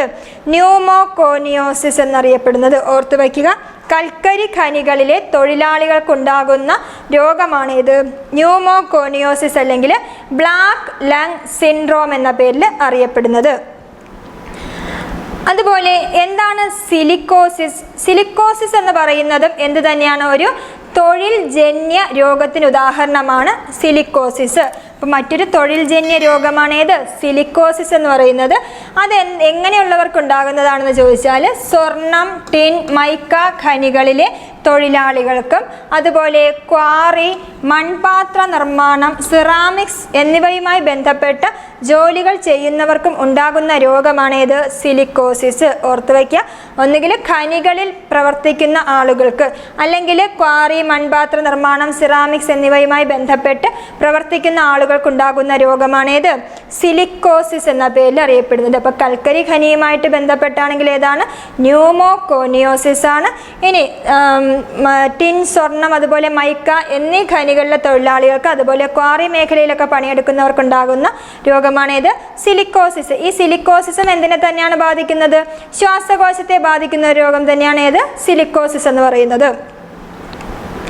അതുപോലെ മറ്റൊരു രോഗമാണ് ആസ്ബസ്റ്റോസിസ് എന്നറിയപ്പെടുന്നത്. എന്താണ് ആസ്ബസ്റ്റോസിസ് അല്ലെങ്കിൽ വൈറ്റ് ലങ് സിൻഡ്രോം? ആസ്ബസ്റ്റോസിസ് അല്ലെങ്കിൽ വൈറ്റ് ലങ് സിൻഡ്രോം എന്താണ് ആസ്ബസ്റ്റോസിസ്? ആസ്ബസ്റ്റോസ് ഫാക്ടറികളിൽ തൊഴിലാളികൾക്കുണ്ടാകുന്ന രോഗം, അതായത് ആസ്ബസ്റ്റോസുമായിട്ട് നേരിട്ട് സമ്പർക്കത്തിൽ വരുന്ന ആളുകൾക്ക് ഉണ്ടാകുന്ന ഒരു രോഗമാണ് എന്ത് പറയുന്നത്? ആസ്ബസ്റ്റോസിസ് അല്ലെങ്കിൽ വൈറ്റ് ലങ് സിൻഡ്രോം എന്നറിയപ്പെടുന്നത്. ബ്ലാക്ക് ലങ് സിൻഡ്രോം എന്തായിരുന്നു? അത് ന്യൂമോകോണിയോസിസ് ആയിരുന്നു അല്ലേ? അപ്പോൾ വൈറ്റ് ലങ് സിൻഡ്രോം എന്നറിയപ്പെടുന്ന ഏതിനെയാണ്? ആസ്ബസ്റ്റോസിസ് ആണ്. അതായത് ആസ്ബസ്റ്റോസ് മേഖലകളിൽ പണിയെടുക്കുന്ന തൊഴിലാളികൾക്കുണ്ടാകുന്ന രോഗമാണ് ഏത്? ആസ്ബസ്റ്റോസിസ്. ഇനി മറ്റു ചില തൊഴിൽജന്യ രോഗങ്ങൾ ഏതൊക്കെയാണെന്ന് നോക്കാം. ഒന്ന് കാഡ്മിയം വിഷബാധ. കാഡ്മിയം വിഷബാധ എന്താണ്? ഇതായ് എന്നറിയപ്പെടുന്ന രോഗമാണ് എന്ത്? കാഡ്മിയം വിഷബാധ കൊണ്ടുണ്ടാകുന്ന രോഗമാണ് ഏത്? ഇതായ്. കാഡ്മിയം വിഷബാധ കൊണ്ടുണ്ടാകുന്ന രോഗമാണ് ഇതായ്. അതുപോലെ മെർക്കുറി വിഷബാധ കൊണ്ടുണ്ടാകുന്ന രോഗം ഏതാണ്? മീനമാത. ഒരുപാട് തവണ റിപ്പീറ്റ് ചെയ്തിട്ടുണ്ട്. മെർക്കുറി വിഷബാധ കൊണ്ടുണ്ടാകുന്ന രോഗമാണ് ഏത്? മീനമാത. പിന്നീട് ലെഡ് വിഷബാധ കൊണ്ടുണ്ടാകുന്ന രോഗമാണ് പ്ലംബിസം. ഓർത്തു വയ്ക്കുക, ഇതായ് എന്ന് പറയുന്നത് കാഡ്മിയം വിഷബാധയാണ്. മെർക്കുറി വിഷബാധ വരുമ്പോൾ അത് മീനമാതയായി. അതുപോലെ ലെഡ് വിഷബാധ കൊണ്ടുണ്ടാകുന്ന രോഗം ഏതാണെന്ന് ചോദിച്ചാൽ പ്ലംബിസമാണ്. പ്ലംബിസം. ഇനി കോഴി വളർത്തലുമായി ബന്ധപ്പെട്ട് പ്രവർത്തിക്കുന്ന ആളുകൾക്കുണ്ടാകുന്ന ഒരു രോഗമുണ്ട്. എന്താണ് പേര്? Carpal tunnel syndrome. പഠിച്ചു വയ്ക്കുക. എന്താണ് കാർപ്പൽ ടണൽ സിൻഡ്രോം? കോഴി വളർത്തൽ മേഖലയുമായി ബന്ധപ്പെട്ട് പ്രവർത്തിക്കുന്ന ആളുകൾക്കുണ്ടാകുന്ന രോഗമാണ് കാർപ്പൽ ടണൽ സിൻഡ്രോം എന്നറിയപ്പെടുന്നത്. ഇനി പരുത്തി വ്യവസായവുമായി ബന്ധപ്പെട്ട് പ്രവർത്തിക്കുന്ന ആളുകൾക്കുണ്ടാകുന്ന രോഗമുണ്ട്. എന്താണ്? ബൈസിനോസിസ് അല്ലെങ്കിൽ ബ്രൗൺ ലങ് സിൻഡ്രോം എന്നറിയപ്പെടുന്നു, അല്ലെങ്കിൽ Monday fever. Brown lung syndrome അല്ലെങ്കിൽ മൺഡേ ഫീവർ. അപ്പോൾ ബ്ലാക്ക് ലങ് സിൻഡ്രോം നമ്മൾ പറഞ്ഞു ഏതായിരുന്നു? ന്യൂമോകോണിയോസിസ്. അങ്ങനെയാണെങ്കിൽ വൈറ്റ് ലങ് സിൻഡ്രോം പറഞ്ഞു ഏതായിരുന്നു? ആസ്ബസ്റ്റോസിസ്.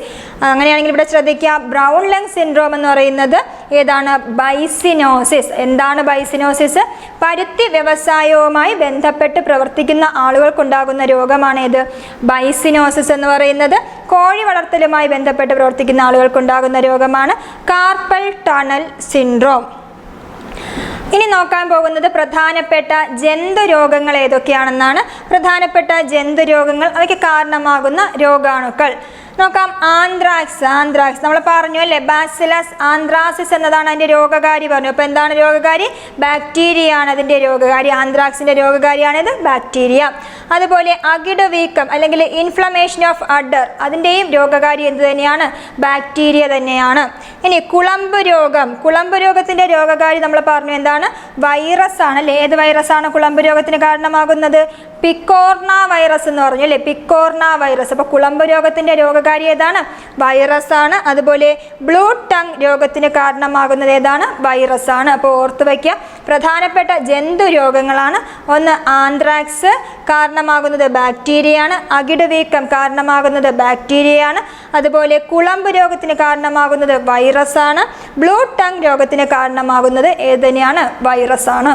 ഇനി പ്രധാനപ്പെട്ട സസ്യരോഗങ്ങൾ ഏതൊക്കെയാണ്? പ്രധാനപ്പെട്ട സസ്യരോഗങ്ങൾ, ബാക്ടീരിയ കൊണ്ടുണ്ടാകുന്ന പ്രധാനപ്പെട്ട സസ്യരോഗമാണ് നെൽച്ചെടിയിലെ ബ്ലൈറ്റ് രോഗം. പഠിച്ചു വയ്ക്കുക, പ്രീവിയസ് ആണ്. നെൽച്ചെടിയിലെ ബ്ലൈറ്റ് രോഗത്തിന് കാരണമാകുന്നത് എന്താണ്? ബാക്ടീരിയയാണ്. അതുപോലെ വഴുതനയിലെ വാട്ട രോഗത്തിന് കാരണമാകുന്നതും ഏത് തന്നെയാണ്? ബാക്ടീരിയ തന്നെയാണ്. ഓർത്തു വയ്ക്കുക, നെൽച്ചെടിയിലെ ബ്ലൈറ്റ് രോഗം, അതുപോലെ വഴുതനയിലെ വാട്ട രോഗം എന്നിവയ്ക്ക് കാരണമാകുന്നത് എന്താണ്? ബാക്ടീരിയയാണ്. ഇനി സസ്യങ്ങളിൽ വൈറസ് കൊണ്ടുണ്ടാകുന്ന രോഗങ്ങൾ ഏതൊക്കെയാണെന്ന് ചോദിച്ചാൽ മൊസൈക്ക് രോഗം, അതുപോലെ കുറുനാമ്പ് രോഗം തുടങ്ങിയവ സസ്യങ്ങളിൽ വൈറസ് കൊണ്ടുണ്ടാകുന്ന രോഗങ്ങളാണ്. ഏതൊക്കെയാണ്? മൊസൈക്ക് രോഗം, കുറുനാമ്പ് രോഗം എന്നിവ സസ്യങ്ങളിൽ വൈറസ് കൊണ്ടുണ്ടാകുന്ന രോഗങ്ങളാണ്. പയറ്, മരച്ചീനി എന്നിവയിലാണ് സാധാരണയായിട്ട് മൊസൈക്ക് രോഗം കണ്ടുവരുന്നത്. അതുപോലെ വാഴയിലയിൽ ഉണ്ടാകുന്ന ഒരു രോഗമാണ് ഏത്? കുറുനാമ്പ് രോഗം. അപ്പോൾ ഇത് രണ്ടും ഏതാണ്? വൈറസ് രോഗങ്ങളാണ്. ഇനി സസ്യങ്ങൾക്കുണ്ടാകുന്ന ഫംഗസ് അണുബാധകൾ ഏതൊക്കെയാണെന്ന് ചോദിച്ചാൽ ദ്രുതവാട്ടം, ഏതിലാണ്? കുരുമുളകിലുണ്ടാകുന്ന ദ്രുതവാട്ടം, അതുപോലെ തന്നെ കൂമ്പ് ചീയൽ, തെങ്ങിൻ്റെ കൂമ്പ് ചീയൽ എന്നിവ എന്താണ്? പ്രധാനപ്പെട്ട ഫംഗസ് രോഗങ്ങളാണ്. അപ്പോൾ പ്രധാനപ്പെട്ട സസ്യ രോഗങ്ങളെന്ന് പറയുന്നത് ഏതൊക്കെയാണ്? ബാക്ടീരിയ കൊണ്ടുണ്ടാകുന്ന രോഗം, ഒന്ന് ബ്ലൈറ്റ് രോഗം, വാട്ട രോഗം. ബ്ലൈറ്റ് രോഗം ഉണ്ടാകുന്നത് നെൽച്ചെടിയിലാണ്. വാട്ട രോഗം ഉണ്ടാകുന്നത് വഴുതനയിലാണ്. അടുത്തത് വൈറസ് കൊണ്ടുണ്ടാകുന്ന രോഗങ്ങളാണ് മൊസൈക്ക് രോഗവും കുറുനാമ്പ് രോഗവും. കുറുനാമ്പ് രോഗം എന്ന് പറയുന്നത് വാഴയിലയിൽ ഉണ്ടാകുന്നതാണ്. അതുപോലെ തന്നെ പയർ, മരച്ചീനി എന്നിവയിൽ ഉണ്ടാകുന്നതാണ് ഇത് മൊസൈക്ക് രോഗം. വാഴയിൽ ഉണ്ടാകുന്നതാണ് കുറുനാമ്പ് രോഗം. ഇനി ഫംഗസ് രോഗം എന്ന് പറയുന്നത് ഏതൊക്കെയാണ്? ദ്രുതവാട്ടം, കുരുമുളകിലുണ്ടാകുന്ന ദ്രുതവാട്ടം, അതുപോലെ തെങ്ങിൻ്റെ കൂമ്പ് ചീയൽ. ഇത് ഇത്രയുമാണ് പ്രധാനപ്പെട്ട സസ്യ രോഗങ്ങളെന്ന് പറയുന്നത്.